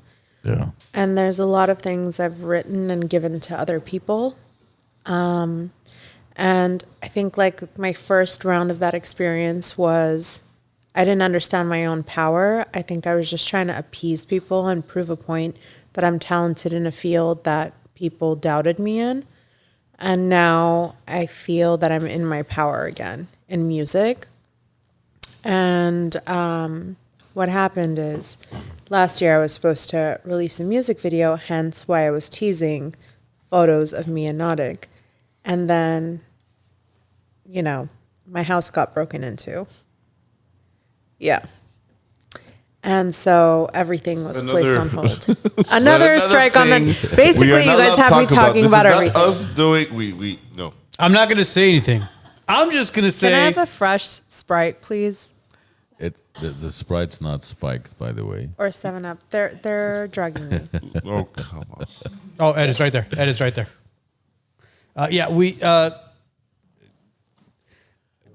Before you were on the podcast, we obviously had certain topics that we said, listen, what do you want to talk about? What do you not want to talk about? And clearly, one of them was your health. We wanted to make sure you were okay with talking about what happened to you as far as the autoimmune and all that stuff. And then the robbery, and lo and behold, there you go. No more. We have our was my- limitations. Hrush, that was my plate last time. But if the guest is inviting those limitations, I can't really stop you from doing that. So yeah. Anyways, Listen, I'm not Joe- hiding anything. So I'm we're just okay. telling- You're okay the discussing story it. wouldn't be complete if I didn't tell you. no, I know it, and I know where you were going with it when we were having our phone conversation. I just don't want to like make it like what that's what my life story is. But did you notice how different this podcast was compared to everything else you've been on? Well, definitely. I just feel like that I'm very hesitant to go on podcasts because like people just want to talk about negative things all the time. And I feel that anytime I've like shared something sad that's happened in my life, people take that subject and run with it. And it's messed up for me because I've focused so hard on achieving such great lengths in my life. And I feel like those things get looked past because all these tragic things that have happened. Is this the first podcast you've done with males, with men? No, You've done podcasts with men, one man. straight? Yeah, of course. Okay, I'm just asking. Do you know Dear Media? No. The only reason, look, the What do only you mean reason, they're wh- huge? the only reason why I ask is because women tend to lean towards a lot of gossip and all that stuff. Yeah. And in fact, just recently with the WNBA, which has gotten a lot of traction, Caitlin Clark, who is a star in the WNBA, has been getting bashed by a lot of the other female competitors because she literally changed the game of basketball in a matter of what? How many months has it been in the WNBA? Less than 2 months. Less than 2 months. And now the WNBA has private flights and there's a lot of money being dumped into it, but there's a lot of jealous women in basketball as well. So you're trying to say that women are more jealous than men? Absolutely. Caddy. I don't agree. I think I do. it's both. No. Sometimes my biggest haters are men, Straight men? straight men. Straight man. What would they Yes. hate about you though? If you make more money than them, they hate on Really? you. Yes. Oh, that's an insecure man. That's an insecure man. But that's not- still a hate. It doesn't matter what the context of his hating comes from. Well, It's still a that's hater. the problem is that man has internal issues where if you're, So that applies to women as well. but You're giving a I would- rational I- explanation I would for a man. no, but I not would for I a would woman. love to see the statistics behind men and women and what are the statistics of men being jealous and women being jealous. I could promise you, just the, women are the more difference catty and in jealous than men friendship. are. I feel like if you look understand. at the friendship difference between men and women, men's friendships tend to last longer with less issues than women's. Isn't that true?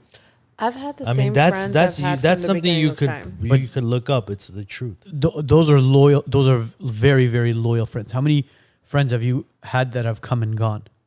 Only the friends I don't care about. But I knew from the jump what they were. No, of course. I know. But let me give you an example here. It's a wedding. Two women walk in wearing the same dress. Two guys walk in wearing the same suit. The guys will probably high five each other and be like, oh my gosh. Hell yeah. No, Sick. you're wrong. Women will be like, oh my God, I think I look No, better in that dress. No, Yeah. you're wrong. It depends on what level of confidence of that woman that carries. If there's already triggered insecurities in that woman, yes, they'll speak that way. But if not, like for me, if that was me and one of my close friends, I know exactly how my close friends are. Then we it would might have be a photo shoot the entire night. It might be a stereotype then. It is a stereotype. I'm telling you it is. Not all women are like that. I promise you. That's not how I think. That's not how my friends think.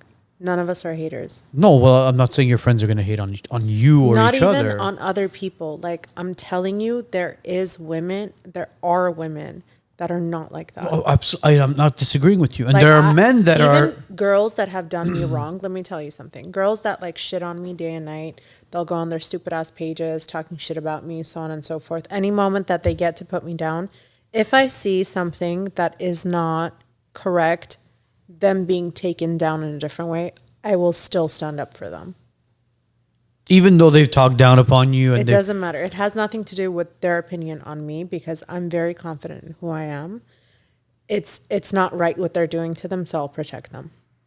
no, I get it. I get you're protecting them, but it still doesn't take the fact away that what I'm saying is women tend to be more jealous than men towards each other. I think you're incorrect. I think that men mask their jealousy better than women do.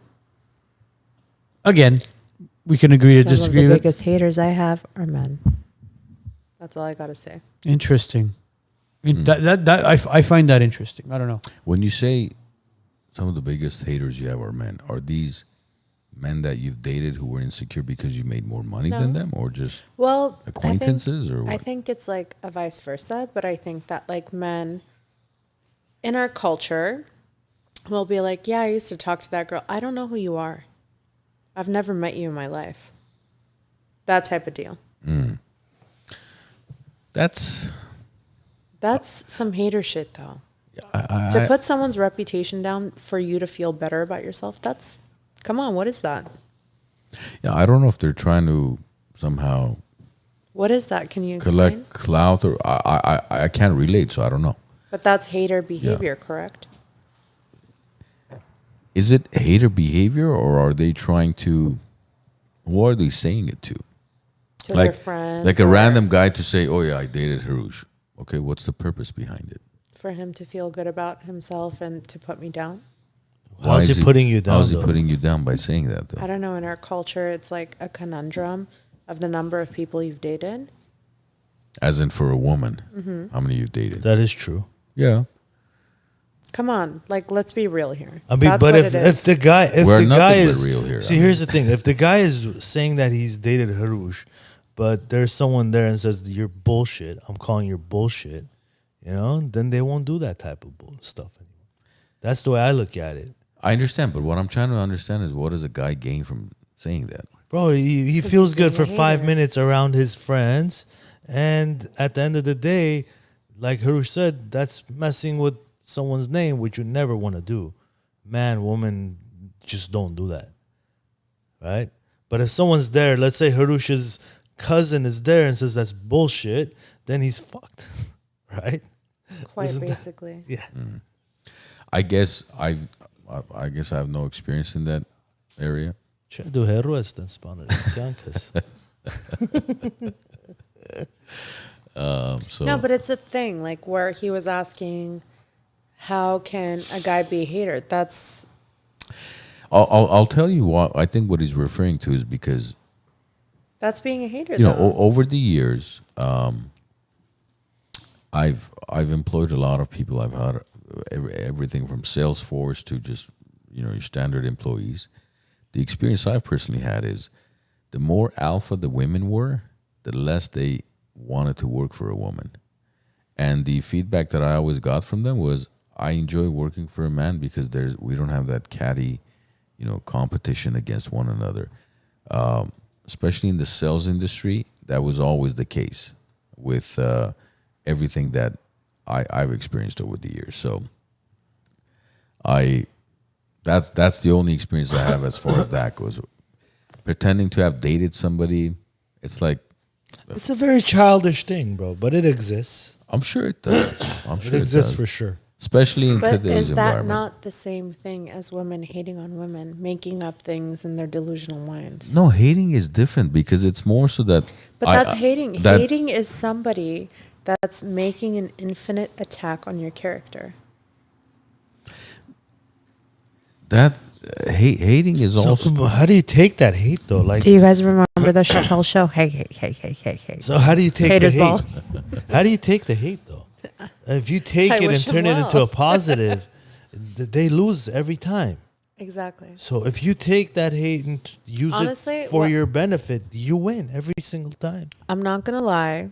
Like, I remember the first wave of hate that I received. I cried about it because I'm like, I'm not this person. Why are they saying that about me? And the more I got used to it, the more it just became, they want what I have and they're trying to put me down. And the more famous you become, the more of that you're going to get, right? Yeah. course. I mean, you see, I remember one photo that captured that example more than anything else is it was Prince William, where he's getting out of his limo, and he was doing something like this where he's, I think, saying two, but then they had a picture of him from the side, which looked like he's flipping off somebody, and that image went viral. Oh, look, Prince William is flipping off so and so, but the guy was from the other angle, you can see where he's just using his two fingers, whatever he's referencing. I don't know. Yeah, I need two of those, or there's two of them, and whatever he's referencing. But if you take that image from the side, it looks like he's flipping somebody off. And you could run with that. And the more famous you become, the more of these, haters, as you call them, are going to pop out of. It's not out of even the about wind. fame. The more attention you garner, like the more energy that's driven your way, the more people are inspired by you, the more naysayers are going to want to discredit you. Of course. And you have to embrace that. Take it as Yeah. a compliment. I mean, Definitely. now I do, Yeah, but it took me a very long time to get to this point. Like before, I used to, like how I said, I used to cry about it. Like, what's wrong with me? What am I not doing? Like, I'm not this person that they're saying that I am. And it took me like a moment to be like, honestly, I am who I am. I know who I am. The people that love me know who I am. I don't, who is anybody for me to prove a point? And that's when I started cutting off my personal life from social media because I felt like I didn't need to prove myself to anyone. How long ago was that? Not that long ago, to be honest. Remember, this happened to like 3 years ago. This I would happened say. to me last week, right? You talked about Juneteenth. Yes. One of our viewers made a comment, and I laughed at the comment about them. The comment they made, and I made it very clear that I'm laughing at the comment because I even mentioned the commenter's name. And then a few days later, somebody goes on that episode and writes a comment tagging me saying, "Oh, Armand Hopar, how old are you to be laughing at Juneteenth? Like as if like I'm Yeah. being childish." And then I think you responded saying he was laughing at the comment, not at Juneteenth. Yeah, because they took it out of context. So You take it out of context and you deal with it. It is what it is. Watch the full video or the actual 20 seconds, not the 2 seconds that turned you on. Turn a clip into anything they want. And you'll see that there was we're not laughing at the Juneteenth. I was laughing at the comment, but Better yet, next time you tell him Edgar was laughing at the Juneteenth. Let him go handle it. no, I'm just kind of piggybacking on what Hrush is saying as far as, and the bigger you get, the more common everything can be taken out of context. people want you to fail. There are people out there that do not want you to succeed. There are people out there that want you to fail, and they get gratification and satisfaction out of you failing. And those people Haters are Ball, Chappelle Show. Yeah. Chappelle's the Yeah. greatest of all time. Chapelle. one of the greatest ones of all time. He really absolutely. is, though. Oh, absolutely, absolutely. And you look at his skits now, it's not only comedy, but it tells you this phenomenal story of not only what he went through, but what he experienced in life with not only the haters, but He's a really intellectual individual. absolutely, absolutely. But haters are gonna hate. Hate, And, hate, hate, hate, yeah, hate, hate. and you can't do anything about it.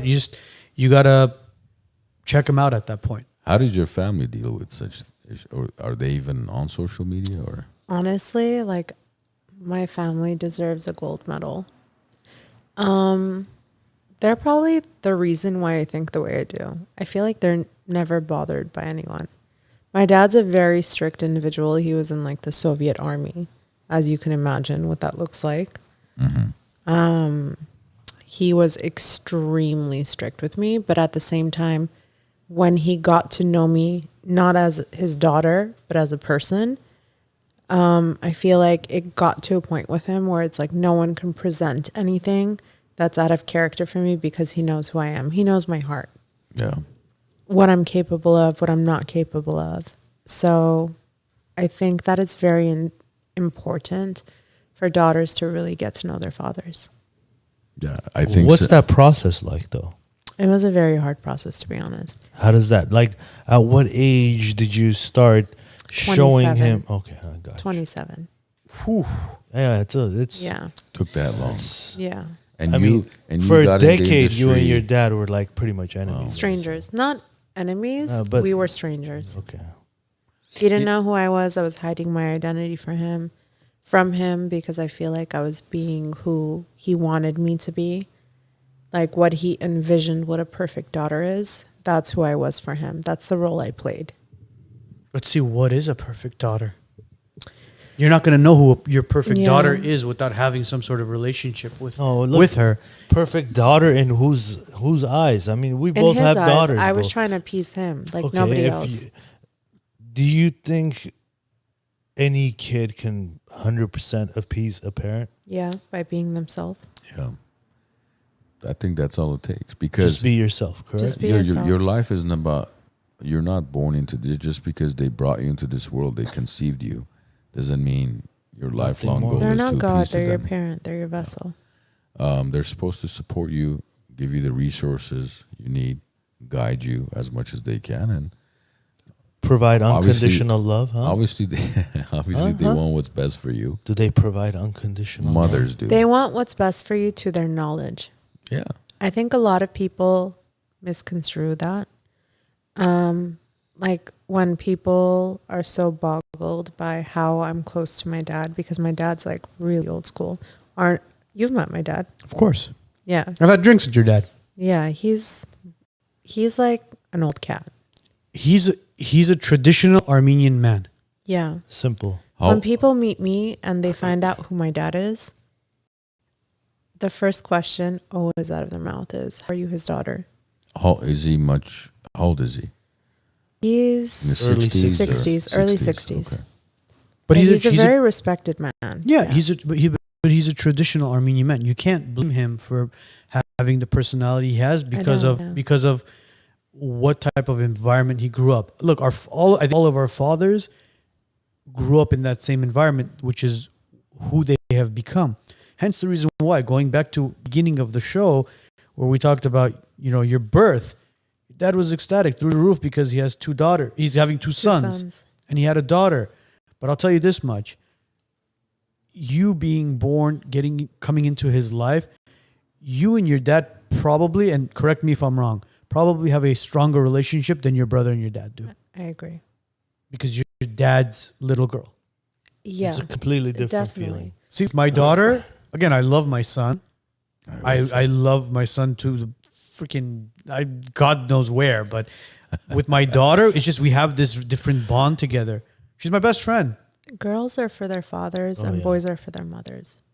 Well, Yes, but again, I do sadly for my brother, no. I'm simply the best. No, I'm joking. My brother was like the golden child. no. Well, he was the boy. Yeah, He was but the- he was like really the golden child. I was like the retarded outcast. Why? My whole life it's been like that. Like, what is this dumbass doing on the side? The retarded part or the outcast part? Both. what Yeah. does your brother do? He does coding.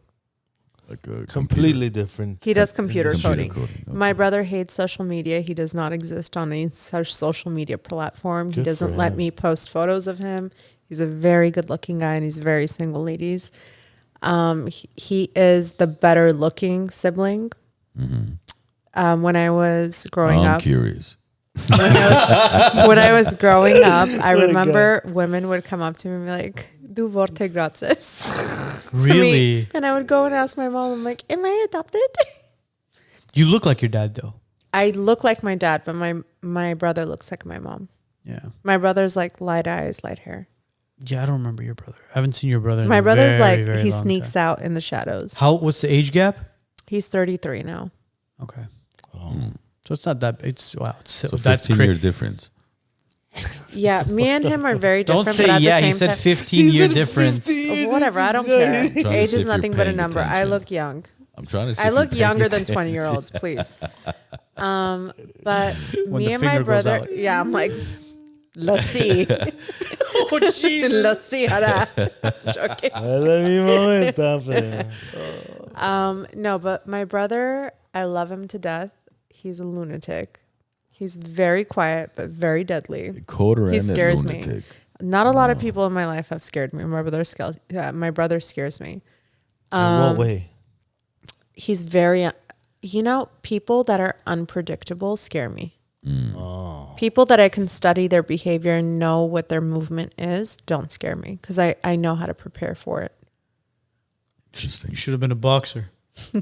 He actually was. He was a boxer. Yeah. Jeez. He was a pro boxer and he quit. Arno's like a freaking Yeah. Monk. He like broke his nose, broke his ears, and then just quit. My dad made him quit. Oh, because your dad couldn't bear to see it, huh? Yeah. Yeah, there are parents. I can't bear to see that stuff either, man. Like when it's like your child going through pain and struggle and stuff, it's like, as they say in Armenian, "Tsavat give it to me." Like I'd rather go through it. Now imagine your kid going into a ring and It's a sport, though. I know, but you sitting back and watching it's a different thing. As his sister, I remember the first fight I watched, I wanted to jump in that cage. hold on, he did MMA or boxing? Boxing, but whatever, the ring. Oh, I said the jeez. wrong word. But I remember the first time I watched it, I wanted to like beat the living out of the person that got one hook on him. And in my head, I was like plotting their death. Did you say things out loud that No, I sailors kept it inside. say? No, I Oh, kept okay. it inside. In my head, like it's very dark sometimes. My exterior, If you want to see what's in Hrush's head, go on Snapchat. Snapchat. There you go. Lil are Ratchet. Are we good with the video? Can we play with your permission? Okay, but do you guys want a story? Because you asked me a question. Yes. And Yeah. then you Let's. just Can we jumped make sure the out. audio, volume, everything is okay before? Okay, go ahead. But Tell But us. do Okay. people want to see the video? Sure. No, but All right, are let's do there this. like questions? No, but I want to know if like the audience Okay, that's listen, commenting on your live, do they want everybody- to see it or do they want us to continue? If you talking? guys want to see it, give us a thumbs up at least. I'm sure they would want to Give see us it. a- I could run a poll if you want. I'll just No, run no, a no, no, poll. no, no. Let's get the algorithms going. In the comments, you're you on should Twitter. definitely run a poll. If you're on Let's do a Twitter, if poll. you're on YouTube, if you're on Kick, if you're on Facebook, give us a thumbs up, and we'll play the video.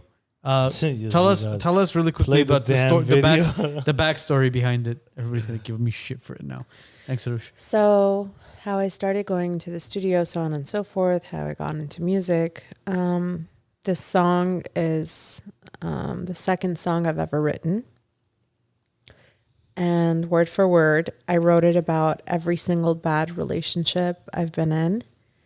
And it was just kind of like my diary of letting it all out and like saying things that I've never said to people that have treated me inappropriately, badly, that have like tried to bring me down, whether it's like male or female.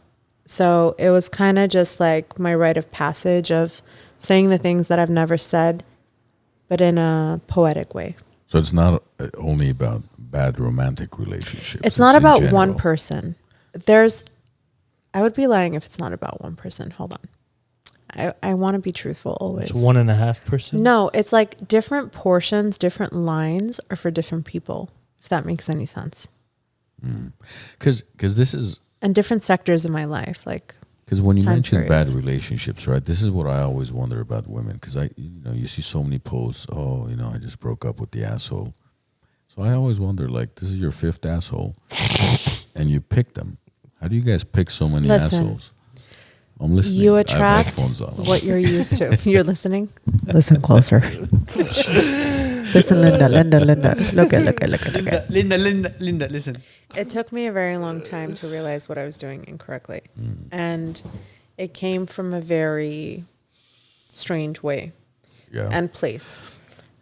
It's, I feel like the word narcissist is overused right now. And I don't like how it's overused and it's like desensitized, because if you've truly been in a narcissistic relationship, you've suffered through mental abuse on another level. Sure.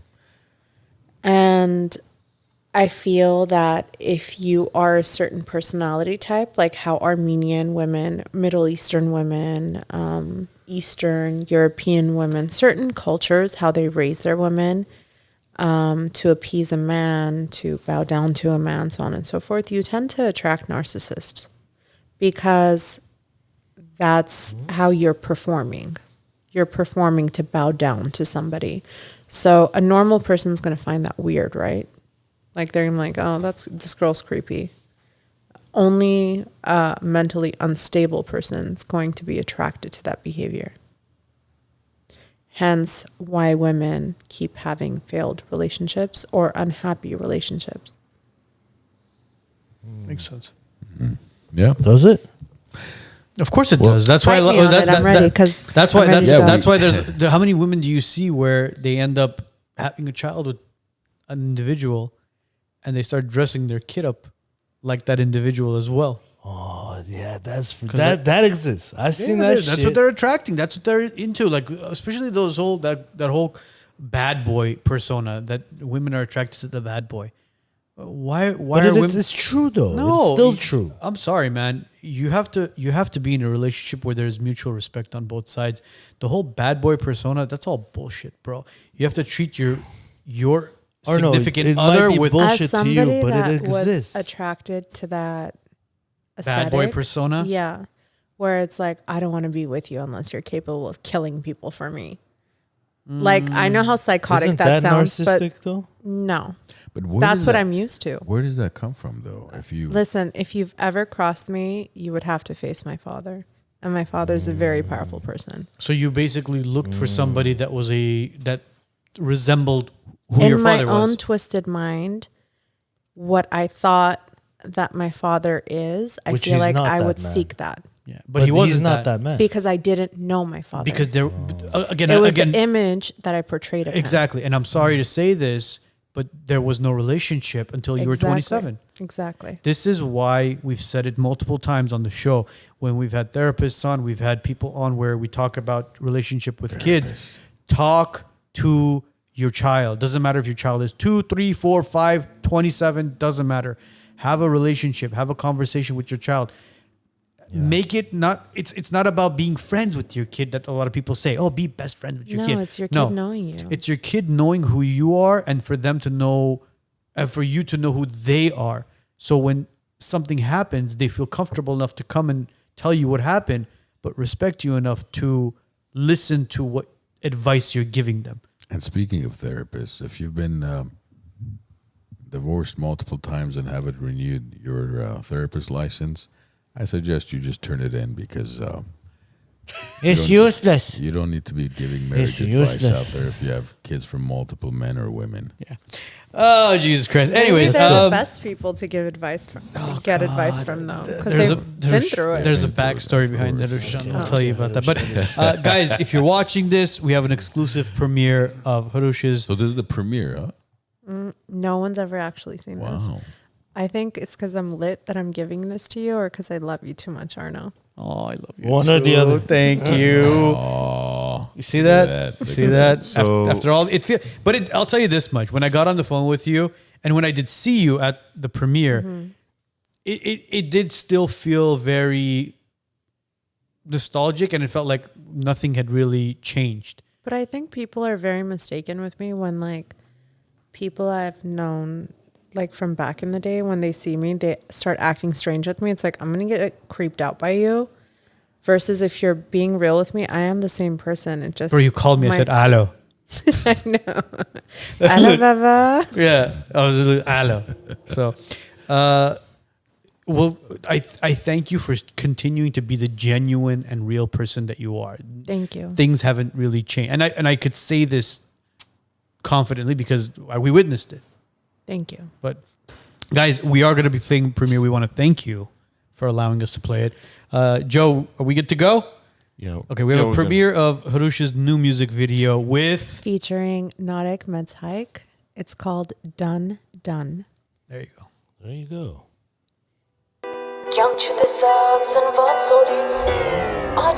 Can you treat me how I treat me? Who told you what?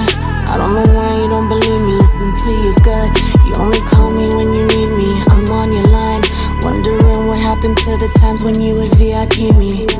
I don't need you to keep me because I'm well kept. These other you messing with their own welfare. I don't need you to share with me, just care for me.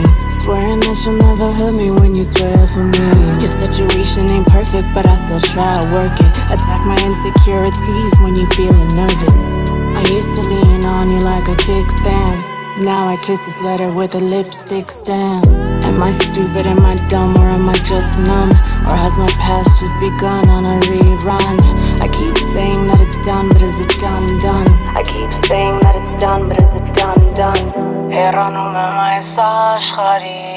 I keep saying that it's done, but is it done, done? I keep saying that it's done, but is it done, done? Can you love me even when it doesn't feel right?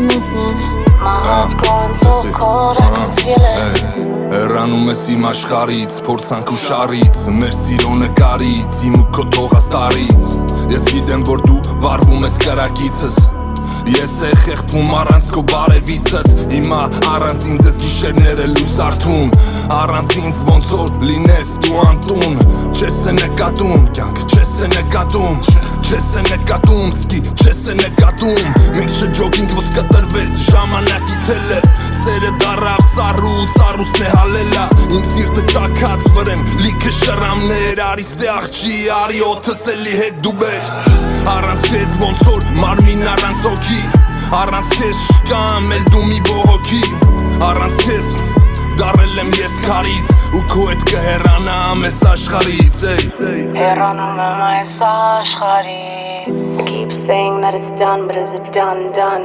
Սիրտս այրված սիրո վերքերից I keep saying that it's done, but is it done? Can you love me even when it doesn't feel right? Can you love me when the clock hits midnight? Can you love me with your best on my worst day? Cause I keep wondering why it's not working. Can you love me like a fiend when you need some? All I think about is you when I need some. Can you give me everything I've been missing? My heart's growing so cold, I can feel it.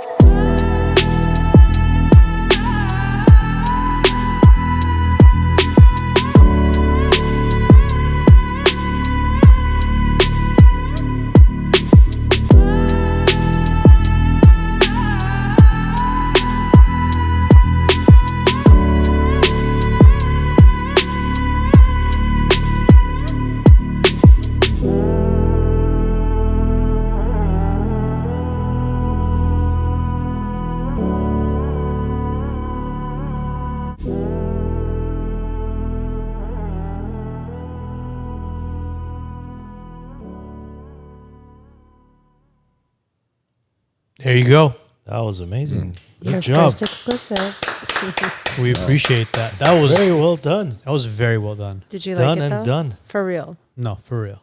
I'm shocked. What's your opinions? You can. Well, for those of you who are watching us on Spotify, they're able to actually view the video.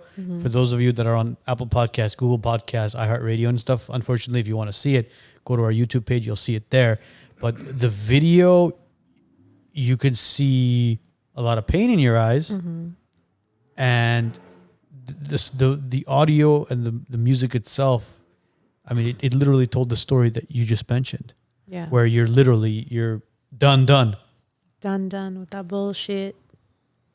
Yeah, because the lyrics, I was paying attention more to the lyrics it makes me wonder, because you see so many stories, you hear so many stories in movies based on this theme, right? And that's why you think about men do as well. They put them in these situations, but why do women put themselves in these situations time after time after time? And then it takes so much to realize, because you mentioned earlier, you said one thing you learned from your dad was, he said, smart people learn from other people's mistakes. So is the purpose of this music video and the song for other women to learn from your mistakes? Or do you think they're also going to want to go through walk through their own mistakes and be like, yeah, I don't know if I quite believe her because mine is going to be different? I get that. You know? I get that, but I would hope the smarter women would learn off the back of my own pain and suffering and not make the same choices that led me to that dark path. So was that the purpose of why you decided to write this particular song and the way you... Listen, I feel like I go into a studio, I sit there and I help compose the beat each time. And whatever feeling or emotion that beat brings out, I want to talk about in that song. And I feel like that's like the biggest therapeutic journey I've ever been on in my entire life, of everything I've ever been through, because I can verbalize my pain or my joy. She's gone back to her roots with her family as far as music, literally. And I think sometimes when you do actually write about it and you publish it, whether that be via music or a book and I think that's why a lot of people do write books, is because it's their way of kind of releasing that Trauma. trauma out of them, you know. Yeah. Because I understand music. I play music myself. My music is always based on that moment too. When I just play something on the piano, it's based on the feeling I get from the people around me, the energy, the emotion I feel at that moment. Sometimes I can just play like a 2-minute improvisation, and while I'm playing, I'll be crying because it's taking me into this whole different, Takes you into a zone. into this zone. It's like a trance Yeah. you go into. And that's why I think it's this is your way of being able to kind of permanently, in a sense, release that I agree. experience, right? It's a venting mechanism. It is. It's venting. And your choice in the co-star, I mean, that was a great choice. Yeah. Thank you. The music video was done really well, and you could see the type of emotions and the physical aspect of it as well. Where the physical aspect of it, if you were understanding it properly, there was no sexual to it. Yes. This was completely other than sexual. I'm so happy that you're very advanced in that sense and you understand that, because I feel like people that are not in tune with their emotions and their dark side and their light side would probably look at it and be like, this is so sexual. No, it's Not more. at all. It's let's put it to you this way. It's controlling on one side, Exactly. Yes. and if you understand what was going on, that's what it It was was. just made really well. Yeah. It's controlling. And this then- is your first music video. No, this is my second. Okay. Are you? Oh, really? Yeah, you haven't seen me? Wish 'em well? Oh yeah. What? Oh yeah. You did have one a while ago. This was like Yeah. pre-COVID, though, right? Yeah, it was pre-COVID. It was for the capsule launch for Seaware. There you go. That's where I got into Music. and there was a sense of obsession in there too, because Yeah. Oh yeah, you could see it. Obsession is Dangerous. that lust, that obsession is very dangerous, because then you're no longer It's just as terrible as crack. yeah bro. you're It's no like lo- crack. you're no longer aware of reality. You're following this blind path. Like that Shallow Hal movie type of deal, in a sense. but in a Honestly, let different me way. tell you guys something about relationships from a female standpoint. I feel that I find myself a lot the object of a lot of people's desire. And that's a scary place to be. Like, there's a difference between love, seduction, desire, and when desire turns into obsession.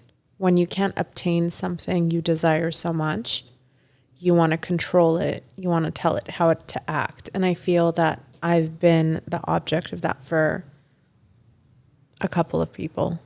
A couple, or do you think? I mean, Maybe the masses, and I'm just not aware of it, to be honest, too. But it's isn't what I part of feel. that- isn't part of the whole marketing thing about being a sex symbol in a sense? Most of my followers are women, not men. I understand. It doesn't matter. Yeah, but the men that you have are the ones that are in the DMs messaging you certain things that you're just like, bro. The people in my DMs don't follow me. If I opened up my DMs, it would be horrible for a lot of people. Wow. Are you considering one day? No, I'm not that person. man. No, Want to do an exclusive? Want to do an exclusive DM release? DM release. I'm not that person. That's why I don't answer my DMs. I don't look at my DMs, because I swear every time I open up my DMs and look at it, I'm like, people are disgusting. Yeah. Like, I'm disgusted by my own DMs. We would have, I think, the biggest ratings if we were just to release that. You know, Imagine I just hand you my phone and I'm like, go ahead, read. Let's We'd have to have screen share it. we'd have to have a divorce lawyer probably present during the show. Oh, jeez. Anything else, guys, before we call it a night? Well, we want to thank you, Hrush. That was Did we miss anything, Hrush? anything No, I you think want. Thank you. Thank you very much. Thank you. You're welcome. Did you enjoy your time on the Yes, WiseNuts? I did. Will you come More back? than I thought. Maybe. More than you thought. Did you Yeah. doubt me? No, not you, but Oh. I don't know who These you work two with. guys. You Yeah. doubted these Listen. two dudes? Were these two Listen, jackasses? Linda, look at. Look, Linda. Will you be back? Yes, I'll be back if you have me. Definitely, we'll have you out. If- Thank you if- again. We we'll have to appreciate think you. about that.